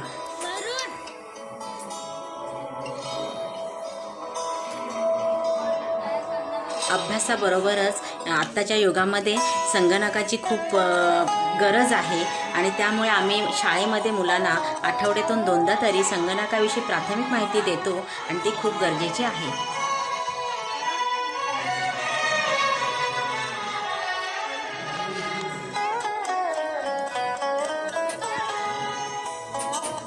तेच अगदी मोठ्या मुलांना सुद्धा शिवणकाम शिकवले जाते.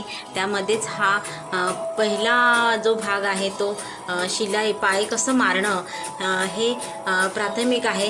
ते सुरुवातीला शिकवतोय आणि मुलं त्याचा खूप आनंदाने लाभ घेत आहेत. नदीत हे झाड आहे, त्या झाडापासून आम्ही पाल्यापासून डिझाईन काढणार आहोत. हातावर हो. शाबास, दाखव.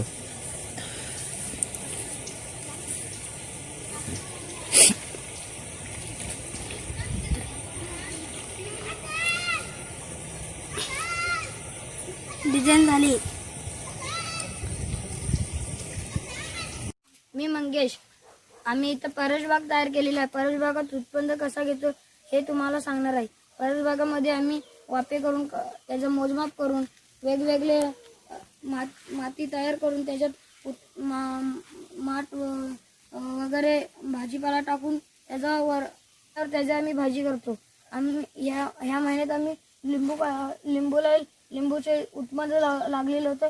ते मागील पावसात त्याच्यावर गारा पडल्या होत्या म्हणून त्याचं उत्पन्न कमी मिळालं. म्हणून मिळालेलं त्यांचं आम्ही लिंबू लोणचं केलं आणि 4-5 लिंबू लोणच्याची भरण्या केलेल्या आहेत. आम्ही परसबाग केलेला तयार आहे. त्याच्यात आम्ही वेगवेगळे झाडे, पपया, सीताफळ, वेगवेगळे झाडे आम्ही ठेवलेले आहेत. तुझ्या काय करस र? भोपळ्यानं बिया पेरा. आणि पेरीनल्यावर आधी काय करास तू? आधी मी खाना, नंतर मग त्यामध्ये राख टाकी, मग गिरी पुष्पाना पाला टाका, तिल्यावर मग गवत टाका, मग शनकोला टाका आणि मग परत त्यावर राख टाकी आणि काय करा? आणि मग त्यावर परत माती टाकी आणि मग ती कुजत ठेवा. आणि मग कडे दिवसाकडून बियाणं पेरस तू? 20 दिवस नावात. तसं ती कुजना होय. आणि बियाणं पेरिनल्यावर काय करणार? त्याला पाणी घालणार. आणि गुंटा मोजाच काय? मी लहू. हे आमचे किचन आहे. आमचे गट असतात. मला फोडणी करायला येते, भाताची फोडणी करायला येते. आम्ही भात, डाळ, भाजी दुपारच्या जेवणाला करतो. सकाळच्या पोहे भात करतो आणि सकाळच्या आधी चूल पेटवतो. पाणी गरम करतो. गणपत मी तू काय करस आणि आता काय करस माती खाता. आणि त्यानंतर माती खाणी काय करणार आज मग गुंडा तयार करणार. किसा पावडर आणि वरती करणार. आणि काय करणार आणि त्यावर चवली लावणार. आणि चवली वरती आणि ना त्या तिने भाजी करणार आणि खाणार. आणि जर म्हैशी आणि तुला ती खावलं लागणार तर काय करशील तर त्याला मग कुठे घालीन. आणि कुपन नाही करणार कसं मग घाई नको करूस.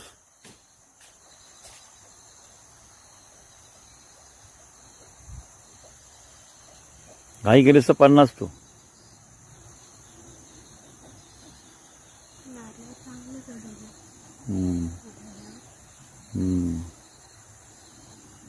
तरी त्याने पॅन्ट घातले बघ केवढी मोठी. अवकाश. माझं नाव रामा. मी आता 9वीत शिकत आहे. इतर अभ्यास माझ्या अभ्यासांबरोबर इतर वन व्यवस्थापन व वनोपजी हा सुद्धा माझा अभ्यासच आहे. त्यातील हे झाड आहे माझ्या पाठीमागं ते किंजल आणि इकडचं आहे तो आयन. अजून आमच्या जंगलामध्ये पक्षी प्राणी वेगवेगळे कीटक इतर काही आहेत. बोल. काही माणसं असतात ती जंगल वगैरे तोडतात. ती जंगल तोडू नयेत. त्यांना जंगल राखावं हे समजावं म्हणून आम्ही जंगलाचा अभ्यास करतो. चावतो काय तो सोडत नाही. मग तोडेल बोट. नाही. हा बोट तोडेल काय. हा होय. तुझं घरी तुटलं होतं बोट. नाही माझ्या आईशीची काढली. हा आईच बोट. प्रयोगभूमीतील 2 समाजातील मुलं आहेत. एक धनगर एक दुसरं काथोडी आणि त्यांच्याप्रमाणेच त्यांच्या बोलीभाषेतून शिकवलं जातं. एकतर काथोडी भाषा असल्यामुळे शिकवताना त्यांच्या बोलीभाषेतून सुरुवात करतो. त्यांच्या जवळचे शब्द ऐकून घेतो. त्यांच्याप्रमाणे त्या अक्षरांची ओळख करून देतो. उदाहरणार्थ म म्हणजे मासा, टकलं म्हणजेच डोकं, फुई म्हणजे आजी, बय किंवा बहास म्हणजे आई बाबा असे जे त्यांच्या जवळचे शब्द आहेत त्यांची अक्षर ओळख करून देतो. त्यानंतर मग त्यांच्या अक्षरांचा वापर करून शब्द तयार करतो आणि शब्द तयार करून घेताना त्याच शब्दांचा वापर करून वाक्य तयार करतो. आणि त्यांच्या जवळचे घटना प्रसंग असे जे काही आहेत ते चर्चा करून घेतो. आणि मग चर्चेतून मुलं खुलत जातात, बोलत जातात. आणि बोलता बोलता मग मातृभाषेतून प्रमाण भाषेकडे येतो. मग मराठी, हिंदी, इंग्रजी अशा भाषा हळूहळू मुलं शिकत जातात. कसं झालं. प्रयोगभूमीचे हे शैक्षणिक कार्य असंख्य समाजशील आणि शिक्षणप्रेमी मित्रमंडळींच्या सहाय्याने आणि सहभागाने निरंतर चालले आहे. गेल्या 8 महिन्यांच्या लॉकडाऊनच्या काळात जगभरातील बहुतेक सर्व शाळा बंद असताना प्रयोगभूमी मात्र येथील निर्मळ स्वच्छ वातावरणात चालूच आहे. आपण प्रयोगभूमीला आवर्जून भेट द्या आणि आमचे प्रयोगशील साथी बना असे आवाहन या निमित्ताने करीत आहोत. धन्यवाद. धन्यवाद राजन भाऊ. आता आपण सह्याद्रीत होतो. आता आपण सातपुड्यातून आलेल्या आपल्या मित्रांना भेटूया. चेतन साळवे यांनी केलेली ते नर्मदा आंदोलनाच्या कार्यकर्ते आहेत, तसेच व्हिडिओ व्हॉलंटियरचं एक काम करतात. त्यांची फिल्म बघूया.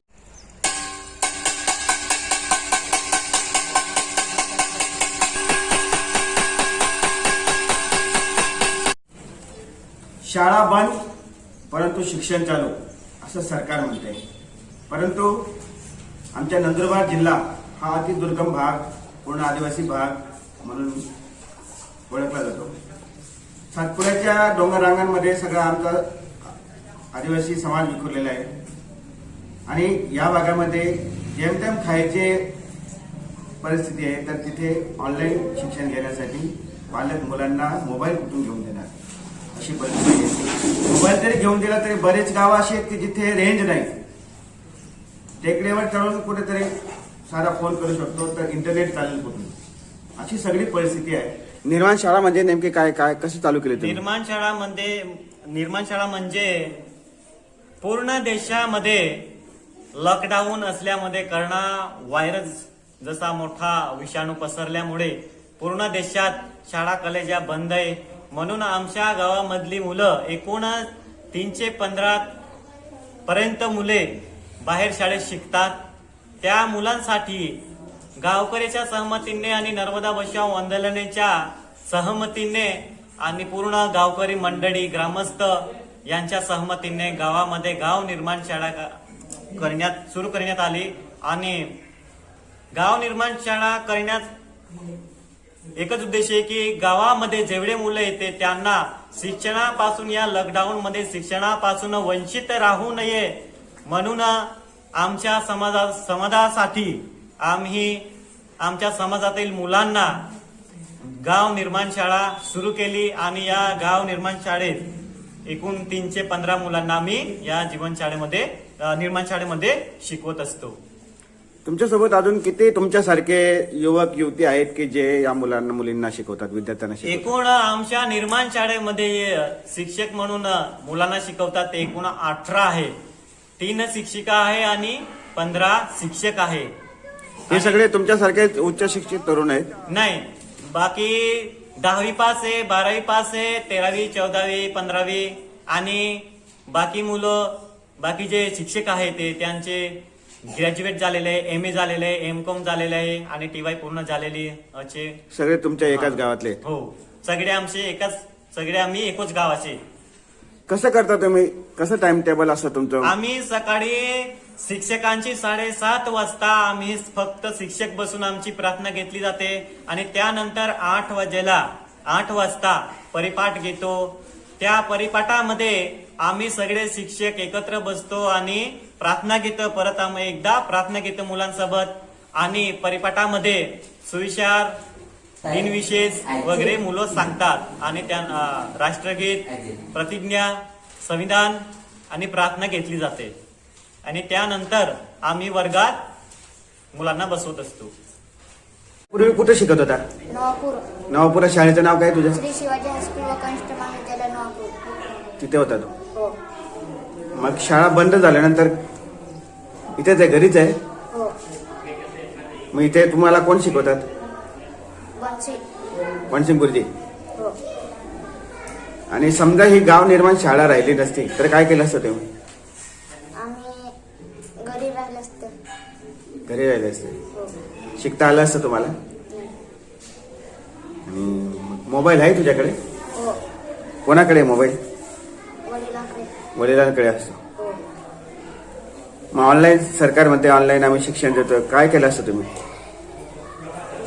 काही जमत. मग आता शासन म्हणते की शाळा बंद आहे, कोरोना आहे आणि आम्ही आता मुलांना ऑनलाईन शिक्षण देतोय, तर मग तुझ्याकडे मोबाईल आहे? नाही. मग कसं करणार अभ्यास? घरीच राहणार? अभ्यास नाही होणार? अभ्यास नाही होणार ना? घरी अभ्यास नाही होणार. मग आता ही गावामध्ये गाव निर्माण शाळा सुरू केली आहे, चांगलं झालं का? चांगलं वाटतं. आता समजा ही शाळा सुरू नाही राहिली असते तर काय केलं असतं? काय काम केलं असतं तू? काय काम करावं लागलं असतं तुला?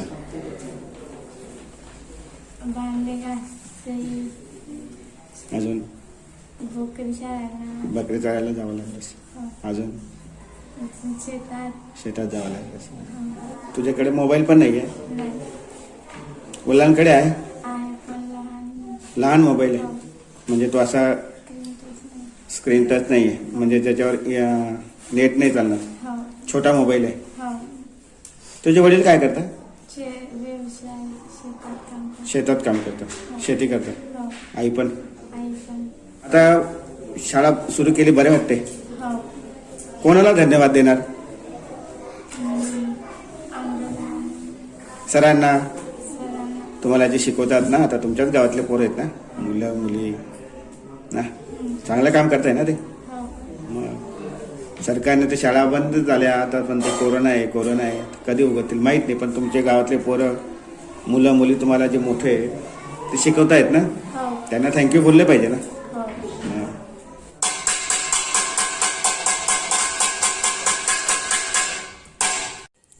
3 ऑगस्ट रक्षाबंधनला गावकऱ्यांच्या सहमतीने निर्णय घेऊन नर्मदा जीवनशाळा सुरू करण्यात आला. त्या जवळपास 5 त्याच्यामध्ये 500च्या वर मुलं मुली शिक्षण घेत आहेत. आणि 15 ऑगस्टनंतर गावागावात मेधाताईंनी मिटिंगा घेऊन स्थानिक युवकांना प्रेरित करून गावातच जीवननगरमध्ये जवळपास 350 मुलांना हे मुलं शिकवत आहेत. गोपाळपूरमध्ये जवळपास 270 मुलांना गावातील 24 युवक युवती शिकवत आहेत. आणि रेवानगरमध्ये सुद्धा 70 मुलींना ते गावातलीच मुलं मुली शिकवत आहेत. अशा प्रकारे जवळपास 5 जीवनशाळातून 500 मुलं मुली व 3 गाव निर्माण शाळेतून जवळपास 600 ते 700 विद्यार्थ्यांना शिक्षण दिलं जातं. कोरोनाच्या कार्यकाळात सगळीकडे कोरोनाचे किती रुग्ण पॉझिटिव्ह झाले ह्याच बातम्या झळकत आहेत. परंतु सरदार सरोवर वसाहतीच्या या गावठाणामध्ये गाव निर्माण शाळा ही आशादायक बातमी, ही पॉझिटिव्ह बातमी दिसत आहे. एक समाजापुढे चांगलं चित्र दिसत आहे. आणि आमच्या युवकांनी ठरवलं की जोपर्यंत शासनाच्या शाळा सुरू होत नाही तोपर्यंत आम्ही आमच्या गावातील मुलांना शिकवणार. शिक्षणाबरोबरच शिक्षकांच्या वक्तृत्व स्पर्धाही घेण्यात आल्या आणि त्याच्यातून उत्कृष्ट वक्तृत्व स्पर्धक निवडण्यात आले आणि त्यांना बक्षीस देखील देण्यात आले. गोपाळपूर येथे मान्यवरांच्या उपस्थितीमध्ये जीवननगर व गोपाळपूरच्या शिक्षक आणि विद्यार्थ्यांचा, गाव निर्माण शाळेच्या विद्यार्थ्यांचा रंगारंग असा सांस्कृतिक कार्यक्रम घेण्यात आला.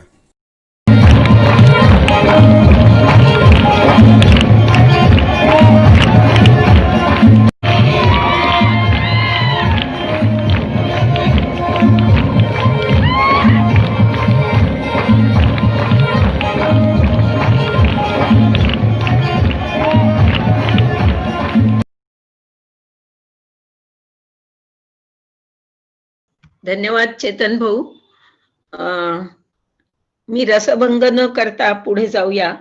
जसं आपल्याला शिक्षणाच्या प्रश्नाला सामोरं जाण्याचे निरनिराळे पर्याय, विविधांगी पर्याय बघायला मिळाले त्या परिस्थितीनुसार, तसंच आता आपण भेटणार आहोत एक जालन्यातले पत्रकार, पण जे घरची शेती होती म्हणून हौशीने शेती करतात आणि त्या शेतीबरोबरच त्यांनी आपल्या गावातल्या काही महिलांसाठी रोजगार पण निर्माण केलाय.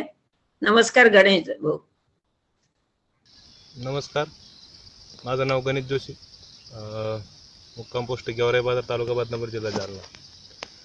2016 पासून मी सेंद्रिय आणि नैसर्गिक शेती करतोय.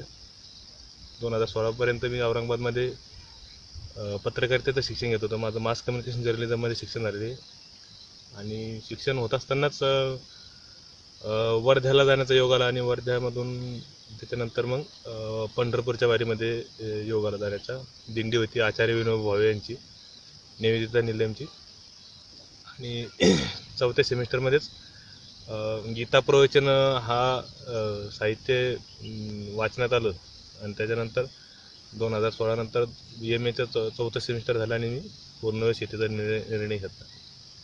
त्याच्यानंतर मग हंगामी पिके त्याच्यामध्ये तूर, मूग, उडीद आणि बाजरी, ज्वारी इत्यादी पिके घेऊन त्याचं प्रक्रिया करणे, क्लिनिंग करणे, दळण करणे आणि ते ग्राहकापर्यंत पोहोचवणे हा उद्योग मी सुरुवात केली. त्याच्यामध्ये माझा स्वतःचा तर रोजगार शोधत होतो, त्याचबरोबर आणखी माझ्या कुटुंबातील काही सदस्यांचा आणि इतर काही कुटुंबाचा रोजगार बी त्याच्यात जोडून आम्ही त्या पारंपरिक पद्धतीने डाळ बनवण्याच्या उद्योगामध्ये हे केलं. तर सुरुवातीच्या टप्प्यामध्ये शेतीची कामे नसताना उन्हाळ्यामध्ये काही महिलांना आणि स्वतः मला सुद्धा रोजगार मग मी निर्माण करायचो आणि त्याच्यामधून ते डाळ वगैरे निर्मिती करून ते पुण्यामध्ये असेल, मुंबईला असेल किंवा स्थानिक याच्यामध्ये असेल तर ते धान्य विक्री करायचो.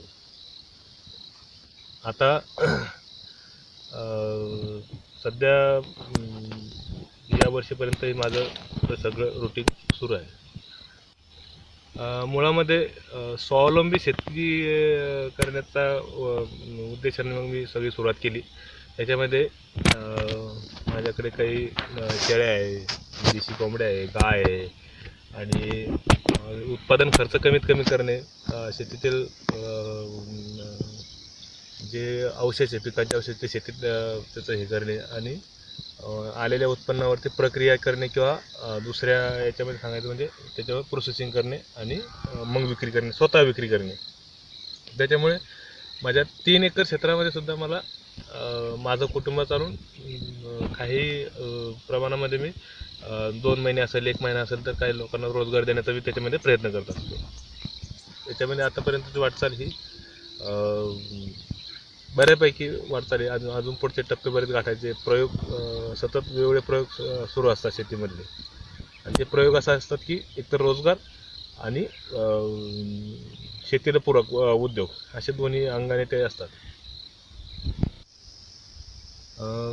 लॉकडाऊनमध्ये जालना जिल्ह्यातील बिन काही मंडळींनी सक्रिय त्या सहभाग घेऊन प्रवासी मजुरासाठी जेवणाची व्यवस्था केली. त्याच्यामध्ये जालना कृषी विज्ञान केंद्र, विजय अण्णा बोराडे म्हणून आहे, जे जालन्याचे कृषी रत्न म्हणून बिन ओळखले जातात, त्यांचं मोठी मदत त्यांच्या संस्थेमार्फत जालन्याच्या दोन्ही बाजूला, जिकडे एक बुलढाणा जाणारा रस्ता आणि एक मंठा जाणारा रस्ता, असे दोन्ही रस्त्यावरती त्यांनी आमच्या इकडे सुरू झाल्यानंतर मग मी त्यांच्या बोलणं झालं की बाबा अण्णा असं प्रवासी मजूर जातात आहे, पण आमच्याकडनं निघाल्यानंतर पुढे व्यवस्था काही होताना दिसत नाही. तर त्यांनी 2 ठिकाणी त्यांच्या संस्थेमार्फत जवळजवळ 1.5 महिना त्यांनी किचन त्यांचं सुरू होतं. त्याच्याबरोबर शेलगावमधील गणेश भोवांबरे असेल, त्यांच्या पेट्रोल पंपावरती सुद्धा त्यांनी अण्णांच्या आणि माझ्या बोलणं झाल्यानंतर त्यांनी तिथे मोठ्या प्रमाणामध्ये त्यांनी खिचडीचं वाटप केलं.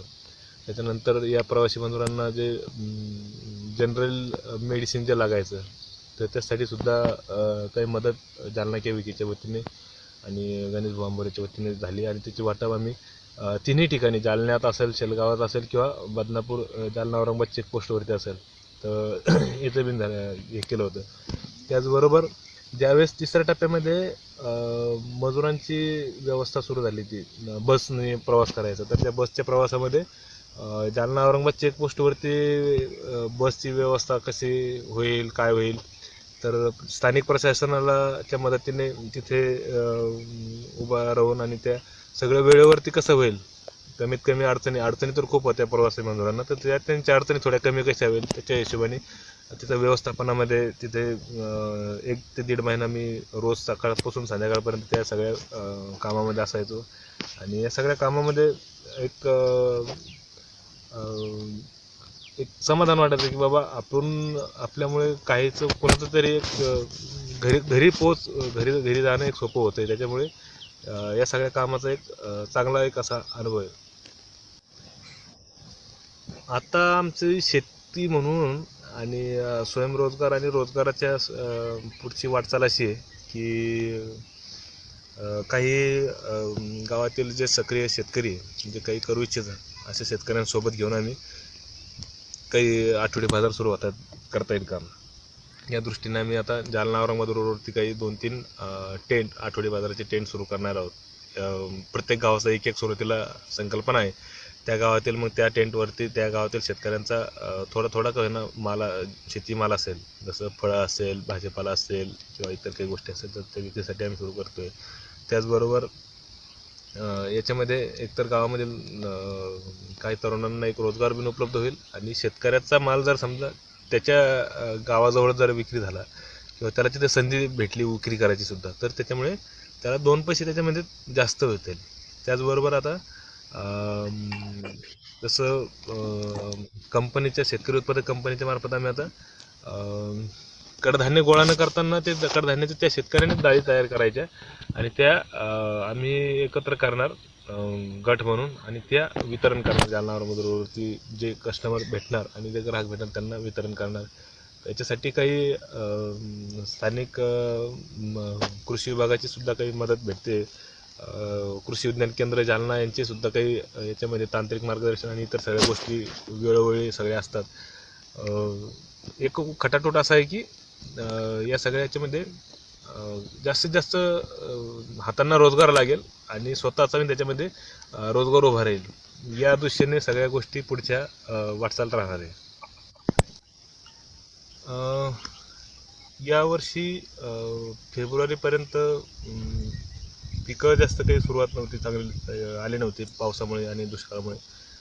तर आणि त्यात कोरोनामध्ये सुरू झाला.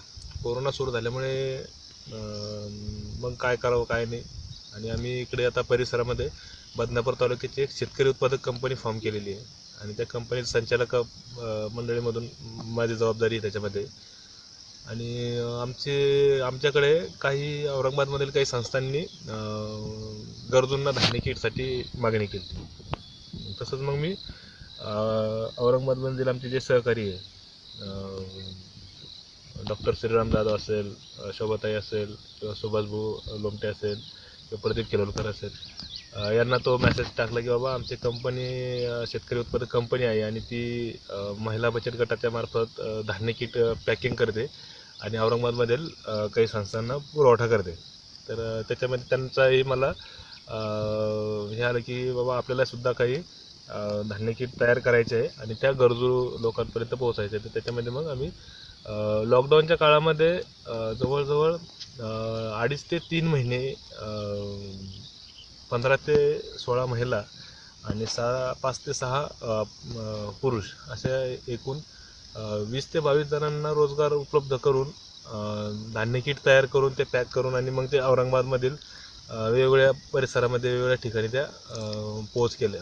त्याच्यामुळे एकतर आमच्या महिलांना रोजगार भेटायला, कंपनीला त्याच्यामध्ये व्यवसाय भेटला आणि गरजूंना त्याच्यामध्ये हे भेटलं. त्याच्यामध्ये माझी जबाबदारी अशी होती की त्या धान्य किट व्यवस्थित क्वांटिटीमध्ये मोजून घेणे, व्यवस्थित पॅक करून घेणे, गाडी बोलवणे आणि औरंगाबादपर्यंत पोहोच करणे अशी, आणि तिथे वितरण करण्यासाठी दुसरे कार्यकर्ते होते आपले सुभाष बोलमटीच्या आणि अजून काही कार्यकर्ते होते. तर त्या कार्यकर्त्यांनी मिळून आम्ही जवळजवळ 1500 ते 1700 कुटुंबांना त्याचे धान्य किट आम्ही पोच केलेले आहे या सगळ्या कोरोनाच्या काळामध्ये. आणि दुसऱ्या टप्प्यामध्ये ज्यावेळेस लॉकडाऊनचा दुसरा टप्पा सुरू झाला तर त्यावेळेस मग परतीचे जे प्रवासी मजूर होते तर ते गावाकडे पायी गोष्टींना, स्थानिक शेतीमालांना जास्त प्राधान्य देणार. त्याच्यामध्ये देशी रानभाज्या असेल, त्याच्यानंतर काही जे असे फळं जे सहज कुठं उपलब्ध होते पण रानामध्ये आमच्या शेतामध्ये इकडे तिकडे उपलब्ध होतात, तसं असे शेत बोरं असेल, जांब असेल, पपया असेल, अशा वस्तू. त्याच्यानंतर घरगुती बनवलेले लोणचं, पापडं, वडे, महिला बचत गटाच्या मार्फत बनवलेले जे कुरडया, पापड, खारुड्या या सगळ्या गोष्टी. त्याचबरोबर लाकडी तेल, घाण्याचं तेल असणारे, खलबत्त्यात कुठल्याही विशेष मराठवाड्यातली चटणी म्हणून आम्ही त्या सगळ्या गोष्टी तिथे विक्रीसाठी ठेवणार आहे. आणि विक्री जालनापासून, औरंगाबादपासून आम्हाला जवळ आहे आणि जालना औरंगाबाद सेंटर असल्यामुळे आमचा पुढचा टप्पा असा आहे की हे सगळ्या वस्तू आम्ही इथे ठेवणारच आहेत, पण औरंगाबादमध्ये सुद्धा आम्हाला जर समजा काही गोष्टी अनुकूल जर घडत आल्या आणि तर औरंगाबादमध्ये आम्ही ह्याच गोष्टी पुरवण्याचा बिन मानस आहे की या सगळ्या ज्या पारंपरिक वस्तू आहेत, ज्याच्या अशा वस्तू की ज्या वस्तू बनवण्यामध्ये जास्तीत जास्त हात लागतात, मग त्या लाकडी बनवणाऱ्या शोभेची वस्तू असेल किंवा दगडी बनवणाऱ्या शोभेची वस्तू असेल किंवा कृषीमाल असेल, ज्याच्या फक्त त्या हाताने जास्त बनवले असतात, अशा जास्तीत जास्त हात लागलेल्या वस्तू इथे विक्रीसाठी आणि औरंगाबादमध्ये किंवा जालन्यामध्ये आम्ही त्या जसं जसं सोयीचं होईल तसं तसं आम्ही पुढच्या टप्प्यामध्ये शहरामध्ये सुद्धा त्या उपलब्ध करून देऊ. ते उपलब्ध करून देण्यामध्ये जास्तीत जास्त गावातील तरुण यांना रोजगाराची संधी आणि याच्यामध्ये उपलब्ध होईल. धन्यवाद गणेश भाऊ. तुमचा कार्यक्रम चालू असताना तुम्ही जॉईन पण झालात, याबद्दल विशेष आनंद झाला. आणि वेळ आपल्याला कमी पडतोय त्यामुळे आपण पुढच्या याच्याकडे जाऊया. बीजोत्सव अशी एक छान कल्पना आपले ज्येष्ठ साथी वसंतराव फुटाणे, सतीश गोगुलवार अशा काही मित्रमंडळींनी पुढे आणली आणि त्याचा आता वटवृक्ष झालाय असं आमचा आकाश म्हणतो. त्याची मांडणी ऐकूया. नमस्कार, मी आकाश नवघरे. बीजोत्सव नागपूर गटातर्फे आज बीजोत्सवाच्या कामाची मांडणी करणार आहे. गेल्या 8-9 वर्षापासून बीजोत्सव नागपूरमध्ये प्रत्येक वर्षी एक बीजोत्सव नावाचा कार्यक्रम आम्ही आयोजित करतो, ज्यामध्ये सेंद्रिय शेतकरी आणि पारंपरिक बियाणांचे संवर्धन करणारे शेतकरी यांचा तो एक मेळावा असतो. पारंपरिक बियाणांची देवाणघेवाण व्हावी, सेंद्रिय शेती विचार पद्धती लोकांपर्यंत पोहोचावी, हा आमचा त्यातला हेतू असतो. शेती परिस्थिती किंवा आता कोरडवाहू शेती किंवा इतर शेती परिस्थितीबद्दल वेगळ्याने सांगायची काही आता गरज नाही आहे. शेती परिस्थितीबद्दल सर्वांना जाणीव आहेच की आता शेतीची अवस्था काय हे सर्वांनाच माहिती आहे. आणि शेती आपण जेव्हा करायला घेतो तेव्हा 3-4 गोष्टी असतात, ज्यातली एक म्हणजे जमीन, दुसरं म्हणजे बियाणे, तिसरं म्हणजे पाणी आणि चौथं म्हणजे वातावरण. तर त्यातलं जमीन आपल्या हातात असते, आपण बऱ्यापैकी हातात असते, आपण जमिनीची मशागत करू शकतो, जमिनीला आपण उचलू शकतो. त्यानंतर दुसरं पाणी असते, पाणी पण थोडं बहुत आपल्या हातात असते. जर कोरडवाहू असेल तर ते वरच्या पाण्यावर आपण अवलंबून असतो, पण आपल्याकडे जर विहीर असेल किंवा बोरवेल असेल तर पाणी पण आपल्या हातात बऱ्यापैकी असतं. आणि तिसरी गोष्ट असते ते म्हणजे बियाणे पण आपल्या हातात असतं. आणि चौथं म्हणजे वातावरण, तर ते आपल्या हातात नसतं, त्यामुळे आपण त्याबद्दल फार काही करू शकत नाही. तर आता 2 गोष्टी ज्या आहेत ती म्हणजे एकतर बियाणे आणि दुसरं म्हणजे पाणी. तर या 2 गोष्टी आपल्या हातात आहेत. पण होत असं आहे की काही वर्षापासनं म्हणजे बऱ्याच वर्षापासनं आपली बियाणांबद्दलची जे स्वावलंबन होतं त्याला कुठेतरी हानी पोहोचत आहे. आपण बियाणांसाठी मार्केटवर किंवा मार्केट व्यवस्थेवर जास्तीत जास्त अवलंबून जातोय दिवसेंदिवस. त्याच्यामुळे काय होत आहे की आपण जर बियाणासाठी पण मार्केटवर अवलंबून असेल, देन वातावरण आपल्या हातात नसतेच, तर आणि जमीन पाणी हे पण खूप जास्त आपल्या हातात नसते, थोडं बहुत आपल्या हातात असते. त्यामुळे एक पण गोष्ट जर शेतकऱ्याच्या हातात नसेल, आपल्या हातात नसेल, तर शेती करणे हे थोडं अवघड होऊन जाते आणि आपली परवालंबन खूप जास्त होऊन जाते. त्याच्यामुळे आम्ही काय करत असतो म्हणजे गेल्या 8 वर्षापासून आम्ही नागपूरमध्ये बीजोत्सव करतो. तर आमचा सुरुवातीचा तर ज्या सुरुवातीला आम्ही बीजोत्सव केला होता तर आमचा विचार हा होता की नागपूर आणि नागपूरच्या आसपास विदर्भामध्ये जे लोक परंपरागत बियाणांचे संवर्धन करत आहे आणि परंपरागत बियाणांना आणखी चालना देत आहे, लोकांपर्यंत त्यांचा विचार पसरवत आहे, अशा लोकांचा मेळावा म्हणून आम्ही बीजोत्सवाला सुरुवात केली होती 2013 साली.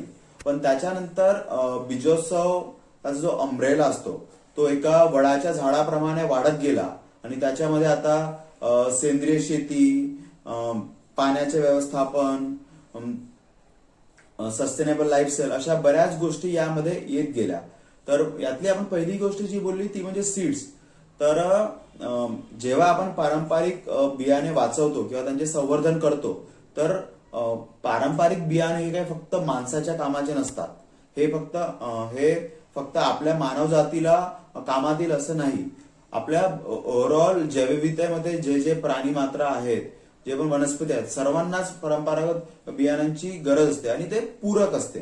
कारण इतक्या वर्षापासून इव्हॉल्व्ह झालेले बियाणे आहेत ते एकमेकांना कुठेतरी जैवविविधतेमध्ये पूरक असतात. त्याच्यामुळे एक नवीन काहीतरी बियाणे आणून आपण ती ओव्हरऑल जी साखळी असते, अन्न साखळी म्हणा किंवा इतर विविध प्रकारचे चक्र आणि साखळ्या जैवविविधतेमध्ये असतात, त्याला डिस्टर्ब होतं. त्याच्यामुळे परंपरागत बियाणे, परंपरागत जैवविविधतेमध्ये जे काही झाडे आहेत, झुडपे आहेत, प्राणी मात्र आहेत ते असणे आवश्यक असते. त्याच्यामुळे परंपरागत बियाण्यांचं संवर्धन हे गरजेचं आहे. फक्त माणसाकरताच नाही, आपल्या खाण्याकरताच नाही, पण ओव्हरऑल जैवविविधतेची क्वालिटी, गुणवत्ता टिकून ठेवायला पण आपल्याला ते आवश्यक असते. त्याच्यामुळे सुरुवातीला जे आम्ही फक्त बीज संवर्धनाला घेऊन बीजोत्सव आयोजित केलं होतं त्या बीजोत्सवाचा परीघ आता बराच वाढलेला आहे. यामध्ये आता इंडिजिनस सीड्स म्हणजे आपल्या परंपरागत बियाणे जे असतात त्याला रिप्लेस करायचे बरेच प्रयत्न सुरू आहे. भारतामध्ये बीटी कपाशी आली आहे कितीतरी वर्षापासून आणि त्याचे काय नुकसान किंवा फायदे आहेत हे सर्वांनाच माहिती आहे. जेव्हापासून बीटी कापूस आपल्या भारतामध्ये आला तेव्हापासून विदर्भामध्ये म्हणजे विशेष करून विदर्भात शेतकऱ्यांच्या आत्महत्या पण भरपूर वाढल्या आहे आणि आत्महत्या करणाऱ्या शेतकऱ्यांपैकी बहुतेक शेतकरी हे कपाशी किंवा सोयाबीन लावत असतात. कपाशी आणि सोयाबीन या दोन्ही पिकांसाठी आपली पूर्ण अवलंबन ते असते ते मार्केटवर असतं, बाजारपेठेवर असते. बाजारपेठेत जर रेट चांगला मिळाला तर तुम्ही ठीक, नाहीतर म्हणजे शेतकरी काय करतात याची सर्वांना प्रचिती आहेतच. त्यामुळे म्हणजे तुम्ही बियाणांसाठी पण मार्केटवर अवलंबून राहा, देन विकायसाठी पण तुम्ही मार्केटवर किंवा बाजारपेठेवर अवलंबून राहा. तर असं जर आपण प्रत्येक गोष्टीसाठी जर दुसऱ्या कुठल्या व्यवस्थेवर जर अवलंबून राहत असेल तर आपल्या हातात कुठलीच एक गोष्ट, आपल्या कंट्रोलमध्ये कुठलीच एक गोष्ट नसते ज्याच्यामुळे आपण समोर वाटचाल करू शकू. त्याच्यामुळे ही काही जी परिस्थिती आहे ही फार शेतकऱ्यांना पूरक नाहीये. त्याच्यामुळे आपल्याला एक ऑल्टरनेटिव्ह व्यवस्था बनवणे गरजेचं आहे, ज्याच्यामध्ये आम्ही बीजोत्सव काम करतोय. जसं आता आम्ही देशी कापसावर ग्रामसेवा मंडळासोबत काम करतोय, वसंत फुटाणे भाऊ यांच्यासोबत काम करतोय. तर त्यात आपण काय करतो, आपण आधी ज्या सरळ वाण आहे, कापसाचं सरळ वाण आहे, देशी कपास आहे, त्याचे बियाणे आपण शेतकऱ्यांना देतो. ते लोक लागवड करतात आणि बाजारात जो काही भाव असेल, जो काही हमी भाव असेल कापसाचा, त्याच्यापेक्षा 20% जास्त हमी भावाने आपण त्यांच्याकडनं कापूस घेतो आणि त्यातनं सरकी काढून पुन्हा ती सरकी आपण पुढच्या वर्षी आणखी जास्त शेतकऱ्यांना देतो. तर इथे काय होतं, शेतकऱ्यांना कापसाचा हमी भाव पण म्हणजे बाजारभावापेक्षा जास्त मिळतोय. दुसरी गोष्ट अशी की आपलं स्वतःचं बियांचं स्वावलंबन तयार होत आहे. आपल्याला बियांसाठी कुठल्या कंपनीवर किंवा कुठल्या एका दुसऱ्या व्यवस्थेवर अवलंबून राहण्याची गरज पडत नाही आणि हे हळूहळू आता वाढत आहे. हे तर एक कपाशी उदाहरण झालं.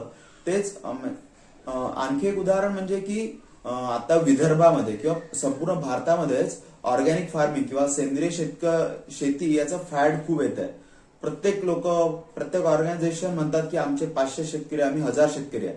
पण बीजोत्सवातर्फे जे काम आम्ही करतो इथे विदर्भामध्ये, तर आम्हाला ही परिस्थिती आढळली नाही.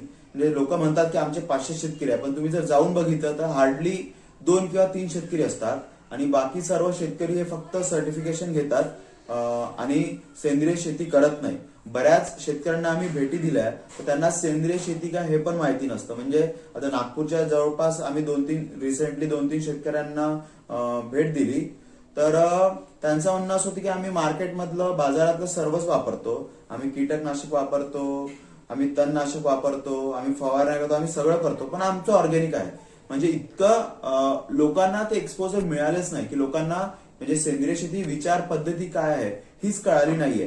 त्याच्यामुळे आमचा प्रयत्न हा पण असतो की फक्त आता मार्केटमध्ये किंवा बाजारामध्ये चांगला भाव मिळतो जर सेंद्रिय म्हणून विकला तर म्हणून सेंद्रिय शेती करायची हा फक्त आमचा हेतू नाहीये. तर एकदम मुळापासनं सेंद्रिय शेती काय असते त्याचा प्रसार व्हावा हे आमचा हेतू असतो. म्हणजे सेंद्रिय शेती करायची असेल तर फक्त तुम्ही जर खत नाही टाकणार किंवा फवारणी करणार नाही असं होत नाही. तुम्हाला त्याचं व्यवस्थापन अगदी मातीपासनं, पाण्यापासनं आणि कंट्रोल बंडिंग पासनं शेताच्या ते करावं लागतं. ते होत नाही. फक्त लोक म्हणतात की आम्ही शेणखत टाकलंय आणि तर हे म्हणजे असं होतं, पण ज्या प्रकारचे आपल्याला रिझल्ट मिळाला पाहिजे ते मिळत नाही. त्याच्यामुळे हे म्हणजे पूर्ण एक छान मॉडेल जर करायचं असेल आणि एक स्वतःची इकोसिस्टम जर डेव्हलप करायची असेल तर आपल्याला सेंद्रिय शेती करायची असेल तर अगदी ते माती आणि पाण्यापासून सुरुवात करावं लागतं. आणि आता सेंद्रिय शेती म्हटलं की थोडं बाजारामध्ये पण महागच जातात सेंद्रिय शेतमाल. तर आणि सपोज आता शेतकऱ्यांनी सेंद्रिय शेती केली पण तर त्याला डिमांड नसेल तर काय, आणि सेंद्रिय शेतीमध्ये आपल्याला मजुरी जास्त लागते, माणसाची मेहनत जास्त असते, कारण आपण बऱ्याच गोष्टी वापरू शकत नाही. त्याच्यामुळे थोडासा किमतीमध्ये फरक पडतो, आपल्याला पैसे थोडे जास्त लागतात त्याच्यामध्ये. तर त्यामुळे जर बाजारपेठ जर उपलब्ध नसेल किंवा एक आपला ग्राहक वर्ग जर तयार नसेल जो सेंद्रिय शेतमाल विकत घेईल तर इतकं मग सेंद्रिय शेती करून काही फायदा होणार नाही. जर पूर्ण सेंद्रिय शेतमाल जर हा बाकी शेतमाला सोबतच जर बाजारपेठेत जात असेल तर त्यात फायदा काय. त्याच्यामुळे आम्ही काय केलंय की आम्ही नागपूरमध्ये आम्ही साप्ताहिक एक बाजार सुरू केलाय. दर आठवड्याला एक दिवस आम्ही सेंद्रिय शेतकऱ्यांकडनं शेतमाल घेतो आणि तो ग्राहकापर्यंत पोहोचवतो. कारण आमचा दुसरा एक हेतू हा पण आहे की म्हणजे आता जी ग्राहकांची दिशाभूल होते सेंद्रिय शेतमालाच्या नावाखाली ती दिशाभूल कमी व्हावी आमचा हा प्रयत्न सुरू आहे. त्याच्यामुळे आम्ही पण थोडंसं क्युरेटिंगचं काम करत असतो की कोण खरोखर म्हणजे सेंद्रिय करतात की नाही करत. त्याच्यामुळे आमच्या शेतकऱ्यांच्या बांधावर आमच्या हे असतात शिवार फेऱ्या पण असतात ते पण आम्ही करत असतो. तर या सर्व गोष्टी म्हणजे सुरुवातीला आम्ही बीज संवर्धनापासून सुरू केला आणि आता याचा परिघ एकदम मोठा होत गेला. यामध्ये आता बाकीच्या पण गोष्टी येतात. ज्या प्रकारे मी आधी पण बोललो की शेती की हे म्हणजे असं एक्सक्लुझिव्ह गोष्ट करू शकत नाही. त्या सगळ्या इन्क्लुझिव्ह गोष्टी आहे. म्हणजे यामध्ये प्राणी मात्रा पण येतं, जंगल पण येतं, सगळंच येतं. त्या सर्वांचा विचार करूनच आपली एक काहीतरी समोर वाटचाल होऊ शकते. फक्त जर आपण म्हटलं की मी फक्त शेती शेती असं होणार नाही. आपल्याला सर्व गोष्टींचा विचार करावा लागतो. धन्यवाद आकाश. खर तर आकाश च्याकडे खूप छान फोटो आहेत, पण ते आता आपल्याला दाखवता आले नाही. त्यामुळे पुढच्या बीजोत्सवाला आपण जाऊया असं म्हणून आकाशनी ग्रामसेवा मंडळाचा उल्लेख केला होता. त्या ग्रामसेवा मंडळाच्या मालतीच्याकडून आपण ग्रामसेवा मंडळाची ओळख करून घेऊया. मालतीनी ऑडिओ पाठवला आहे, त्यात काही फोटो मात्र आपण घातले. आप सभी को सादर नमस्कार। मैं मालती ग्राम सेवा मंडल गोपुरी जो हमारी संस्था है उसका थोड़े मैं परिचय कराना चाहूँगी। सबसे पहले संस्था की पार्श्वभूमि हम देखेंगे। जानते हैं कि गांधी जी द्वारा चलाए गए सब कार्यक्रमों का केंद्र चरखा रहा है। आध्यात्मिक चिंतन, धार्मिक उपासना, राजनीति के आंदोलन, सामाजिक उत्थान, आर्थिक विकास, शैक्षणिक नियोजन, इतना ही नहीं तो अहिंसा अधिष्ठित संपूर्ण जीवन की योजना चरखे के सर्वस्पर्शी तत्वज्ञान पर आधारित है। इस दृष्टि से साबरमती आश्रम में चरखे का काम और अभ्यास शुरू हुआ, पर चरखे का और कताई बुनाई का वैज्ञानिक तरीके से संशोधन कर उसका सुव्यवस्थित शास्त्र बनाने का काम वर्धा आश्रम में विनोबा जी के मार्गदर्शन में हुआ। इस काम को विनोबा जी द्वारा 1934 में स्थापित ग्राम सेवा मंडल गोपुरी के मार्फत आगे बढ़ाया गया और आज भी उसी निष्ठा और लगन से चलाया जा रहा है। खादी ग्रामोद्योग शोषण मुक्त विकेंद्रित अर्थव्यवस्था को बल देने वाला, मेहनतकश तथा कारागिरों का उदार निर्वाह सुनिश्चित करने वाला, किसी भी पर्यावरणीय प्रदूषण से मुक्त क्षेत्र है। इसीलिए विनोबा जी ने खादी को बगावत का झंडा कहा है। संस्था का थोड़े में परिचय। गांधी जी की प्रेरणा से आचार्य विनोबा भावे ने 1934 में ग्राम सेवा मंडल की स्थापना की।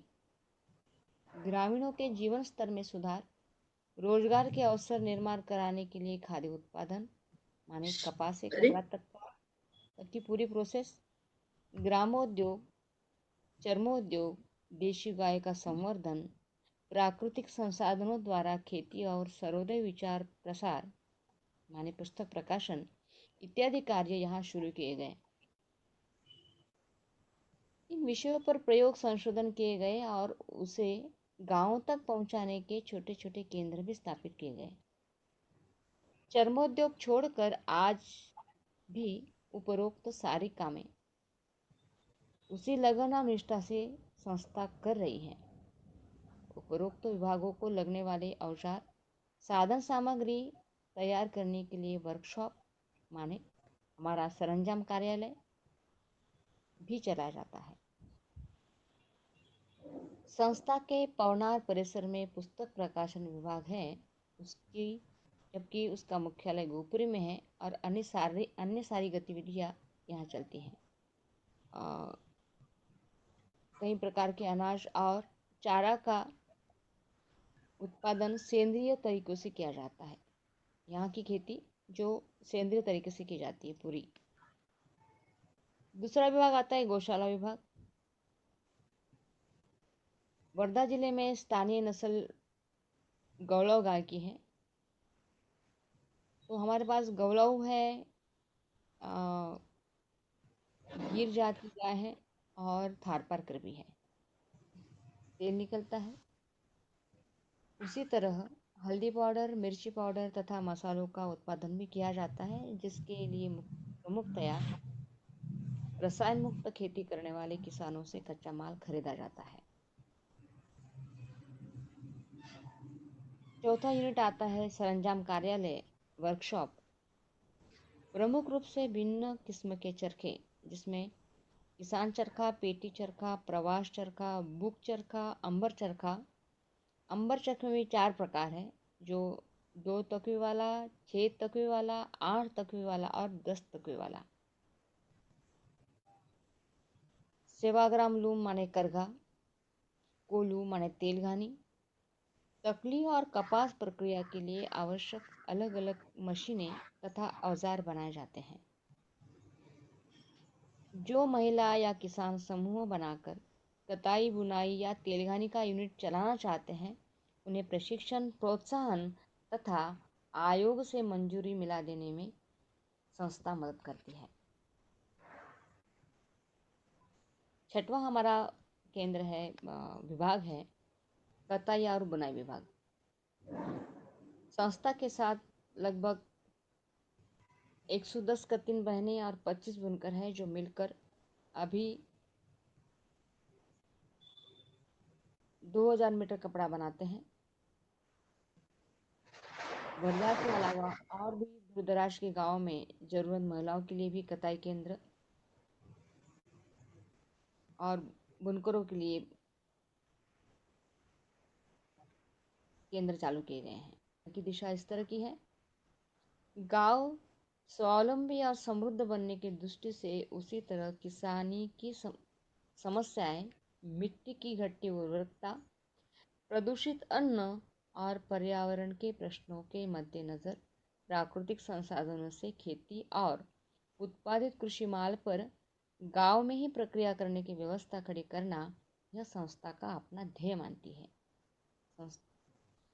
और इस दिशा में अन्य मित्र संस्थाओं के संपर्क से किसानी करने वालों को प्रोत्साहन देने के लिए, संगठित करने के लिए उनसे सीधे कृषि माल खरीद कर तैयार माल बदले में दिया जा रहा है, ताकि ग्रामीण इस मूल्यवर्धन की प्रक्रिया और व्याप्ति को समझ सके तथा अंततः अपने अपने गांव में इस तरह के छोटे छोटे यूनिट खड़े कर सके, अपनी ज़रूरतों के लिए गांव स्वावलंबी बन सके, ग्राम स्वराज की ओर जा सके।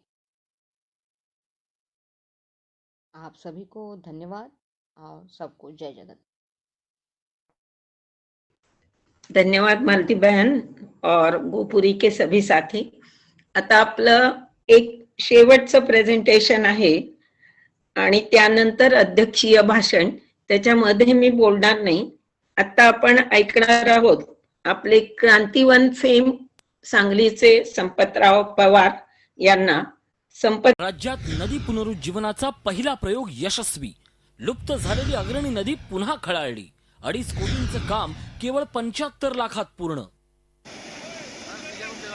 सांगलीच्या खानापूर तालुक्यातील लुप्त झालेली अग्रणी नदी आता अशी खळाळून वाहू लागली आहे। दुष्काळामुळे ही नदी अनेक वर्षांपासून लुप्त झाली होती, पण झी 24 तास अनन्य सन्मान प्राप्त संपतराव पवार यांच्या संकल्पनेतून अग्रणी नदी पुनरुज्जीवित झाली आहे। अवघ्या 3 महिन्यात 20 किलोमीटर लांबीच्या नदी पुनरुज्जीवनाचं काम पूर्ण झालंय। त्यामुळे नदीचं पात्र 50 फूट रुंद आणि 6 फूट खोल झालंय। सोबतच ठिकठिकाणी 50 मातीचे बंधारेही बांधण्यात आलेत। अत्यंत वेगानं चाललेली गोष्ट आहे। केवळ 3 महिन्यामध्ये 6 बंधारे होऊ शकले आणि पैशाचा पाऊस पडला। कुठल्याही संस्थेचे पैसे देत नाहीत, लोकांनी उत्स्फूर्तपणे त्यात घातले। त्याचं कारण त्या पाण्याने त्याचा लाभ होतो याची त्यांना खात्री आली आणि काही कमी पैशामध्ये, कमीत कमी खर्चामध्ये कॉन्क्रीटची स्टीलची धरणं उभा राहिल्यानंतर फायदा होतो हे ज्या क्षणी त्यांच्या लक्षात आलं, त्या दिवशी 13 दिवसात 2 धरणं लोकांनी उभा केले आहेत। हा जो अग्रणी नदी जिथून वाहते तो भाग आज सर्वात उंच आहे आणि सातत्याने त्या भागामध्ये गेली 60 वर्ष पाणी साठवण्याची प्रक्रिया जवळजवळ थांबलेली होती। सर्व तऱ्हेचे प्रयत्न करून तिथे धरणं बसतच नव्हती असा विचार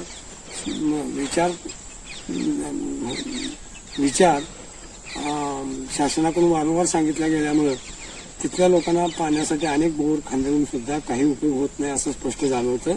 अशा कालखंडामध्ये पुण्यामध्ये घोले रोडमध्ये एक दुष्काळी सेमिनार होता। तिथे राजेंद्र सिंह राणा यांनी अरवरे नदीच्या पुनर्जीवनाचं संकल्पना मांडली आणि आम्हाला ते पूर्वीपासून माहीत होतीच मला, परंतु त्यानंतर ही संकल्पना खानापूर तालुक्यात राबवण्यासाठी मी त्यांना विनंती केली की तुम्ही आम्हाला साथ करावी. त्याने ते मान्य केल्यामुळे आणि त्यांनी जी काही विचार आणखीन त्याच्यासाठी लागणारी प्राथमिक माहिती त्यांनी दिल्यामुळं आम्ही हे काम लोकसभागातनं सुरू केलं. आम्ही 8 तासानं त्यांचं गोपाल सिंह यांना निमंत्रित केलं आणि सर्वे करून लोकसभागातून धरणाची जागा निश्चित केल्या आणि आता आपण पाणी अडवायचं म्हणून लोकांचं संघटन करून पाणी साठलं तर आपण थेट उपसायचं नाही, हा निर्णय घेऊन एक कार्यकारी मंडळ त्याचं तयार करून आम्ही प्रत्यक्ष कामाला सुरुवात केली. या कामाला तांत्रिक सल्ला सगळा काही असेल आणि देखरेख ही विलास चौथाईने केली. आज इथे अक्षरशः मातीपासून, जंगलापासून, तलाव, नदी आणि माणसं सगळ्यांना उभारी देणारे प्रयोग आपण पाहतोय, ज्याच्याहून अधिक लाभदायक, आशादायी असं काय असू शकेल असं माझ्या मनात आलं. आज आपण जवळजवळ 11 प्रयोग पाहिले आणि मनात असं आलं की आपल्याला मोरमित्रांच्या शाळेत कसं जाता येईल. शालूताईंना जर एकदा पटलं की मासळी हा चांगला आहाराचा, पोषणाचा भाग आहे, त्यांनी तातडीने आपलं वर्तन बदललं. ही सगळी एक शिकण्याची, जगण्याची कला ह्या लोकांनी आपल्याला त्या चांगल्या पद्धतीने दाखवली. एका बाजूला वनहक्क मिळाले, त्यांनी राखण केली, तर दुसऱ्या बाजूला कोरचीच्या अडबर हे वनहक्क जे आपण मुरबाड तालुक्यातले पाहिले ते एका गावाचे नाही, ते 9 गावांचे आहेत आणि ते 9 गावांचं सामूहिक जंगल व्यवस्थापन करतायत. आपण बघितलं की कोरचीमध्ये वनहक्कापुरतंच राहिलं नाही, तर त्यांनी पंचायत राजचा पेसाचा आधार घेत महाग्रामसभा पण. हा प्रयोग खरोखरी इतका वाखाणण्याजोगा आहे आणि आपल्याला सगळ्यांना लक्षात आलं की निसर्ग, समाज, राजकारण ह्यांची इतकी सुंदर गुंफण आपल्याला या सगळ्या प्रयोगातनं दिसत आलेली आहे. याच्यातले आपण मुंबईमधल्या जमिलाताईचा एक धर्मांधतेवरचा पण एक छोटासा व्हिडिओ पाहिला. त्याचं म्हणणं किती सुरेख होतंय मी सांगायची गरज नाही. आपल्याला सगळ्यांना ज्या पद्धतीने तबलिगींना नावं ठेवण्यात आली होती, अखेर कोर्टालाही त्याच्यात मध्यस्थी करायला लागली, हे सगळं आपण जाणून आहोत. आणि अशा स्थितीत आपल्या लक्षात येतं की जमिलाबाई काय मागते. जमिलाबाई मागते की आपला देश आपण नीट चालू, प्रेमाने चालू, सलोख्याने चालू, अशा व्यवस्था आपण मागतोय आणि आपल्याला त्या निर्माण करायच्या आहेत. त्याच्यासाठी आपण आज बघितलं, गणेश जोशी असेल, आकाश नावाचा मुलगा असेल किंवा आमच्या निर्माण शाळेतली जे नवीन शाळाच आता उभी करणारे लोक असतील, हे सगळं इतकं आशादायी चित्र आहे की आपण ही म्हणजे पुष्कळदा असं मनात येतं की आता काय काय झालंय, काय राहणार आहे. तर नाही मित्रांनो, अजून खूप काही आपल्याला ही तरुण मंडळी, म्हणजे मी तर तरुण म्हणू शकते आता, ही सगळी मंडळी आपला हात आपल्याला देतील आणि आपण पुढे जाणार आहोत. आपण जेव्हा बघितलं की गोपुरी आश्रमच्या मालतीबाईंनी आपल्याला एक संथ गतीने, म्हणजे ती जी स्टाईल आहे ना त्यांच्या नॅरेशनची, ती सुद्धा इतकी सुखदायी आहे. त्याच्यात आपल्या शहरी लोकांसारखी धावपळ, गडबड, काहीतरी विचित्र शब्द, उच्चार असं काही नाही. शांतपणे त्या बोलत होत्या, जे खूप मला लक्षात आलं की असं बोलणं आपण विसरलोय की काय. आता हे आपलं माझं मला वाटलं म्हणून मी सांगते. हे सगळे जे बघितले प्रयोग तेव्हा माझ्या असंही लक्षात आलं, आपण महाराष्ट्र फिरून आलो. कोकण झालं, नंदुरबार झालं, सांगली झालं, इकडे विदर्भाने तर रेलचेलच होती आपल्याकडे, मराठवाडा होतं. पण सगळीकडे हे चालू असताना, या पणत्या उभ्या असताना आपण अजिबात निराशेचं सावट आपल्या मनावर आणून द्यायचं नाहीये. आपल्याकडे आपण नेहमी बघतो की अशी खोटी द्वंद्व फार उभी केली जायची. म्हणजे जुन्या काळात सामाजिक राजकीय, आता रचना की संघर्ष, त्यासाठी ह्या खोट्या प्रश्नांच्यात आपण अजिबात अडकू नये. कारण संघर्ष सुद्धा ते जरी सुरुवातीला एक वेदना, दुःख, अन्याय, विषमता ह्याच्यातनं सुरू झाला, तरी त्या संघर्षात करता करता स्वप्न लोक पाहतात. आणि ही स्वप्न पाहत असताना त्या स्वप्नांना प्रत्यक्ष रूप द्यायची पण रचना करत असतात. आपण पाहिलं 2 दिवसापूर्वी सर्व दीर्घ संघर्ष आहेत, ते आता रचनेच्याही मार्गावर पण आहेत आणि संघर्षही चालू आहे. दुसरीकडे आपण पाहिलं की रचना म्हणून केवळ सुरुवात करणाऱ्या लोकांना काय कमी संघर्ष असतो?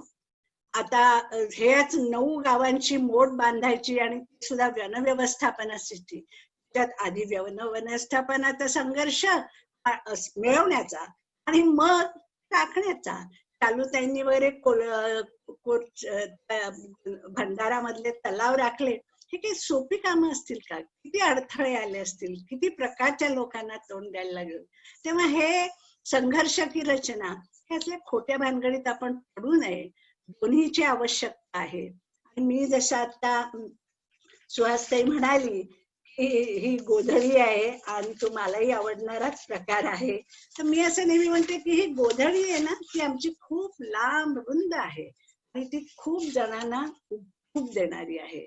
मला असं वाटतं की आज आपण जे क्रांती म्हणून पाहिली, एका पातळीने, म्हणजे शब्द काही लोकांना आवडणार नाही, रेव्होल्युशन असली तरी त्याचं रेझोल्युशन एका चांगल्या स्वप्नमयी रचनेत घडतं. आणि ते तसं झालं तरच तिची उभारी माणसं घेतात. नाहीतर जीवन आपलं असं नसतं की सतत आक्रस्ताळेपणे करा, सतत भांडावं. आपल्या जीवनात पुनर्निर्मितीचा आणि निर्मितीचाही खूप आनंद असतो. मला असं वाटतं की आपण आज NAPM ची जी खरी टॅगलाईन आहे ना, आपण सिद्ध केली. आपल्या टॅगलाईन मध्ये आपण म्हणतो, देश बचाओ देश बनाओ. अब हमने दोनों देख लिया. ये सब लोग जो देश बचा रहे थे वो देश बना भी रहे थे. म्हणून हे त्यांनी द्वंद्व अगदी मुळातच मिथ्या आहेत खोडून टाकलेले. आजचा आपला जो पूर्ण कार्यक्रम आहे, आपण देशभर नारा देतोय, हम तो बोलेंगे. तर मी असं म्हणेन पुढे जाऊन, हम सोचेंगे, हम बोलेंगे, हम अपने अपनी तरीके से रचते जाएंगे, हमारे ख्वाब बुनते जाएंगे, क्योंकि सबसे खतरनाक होता है सपनों का मर जाना. हे कवी पाश आपल्याला केव्हाच सांगून गेले. त्याच्यामुळे हम बोलेंगे, हम सोचेंगे, हम रचते जाएंगे और हम आगे बढ़ते जाएंगे. जिंदाबाद साथियों. मी खूप ऊर्जा दिली सर्वांना. धन्यवाद.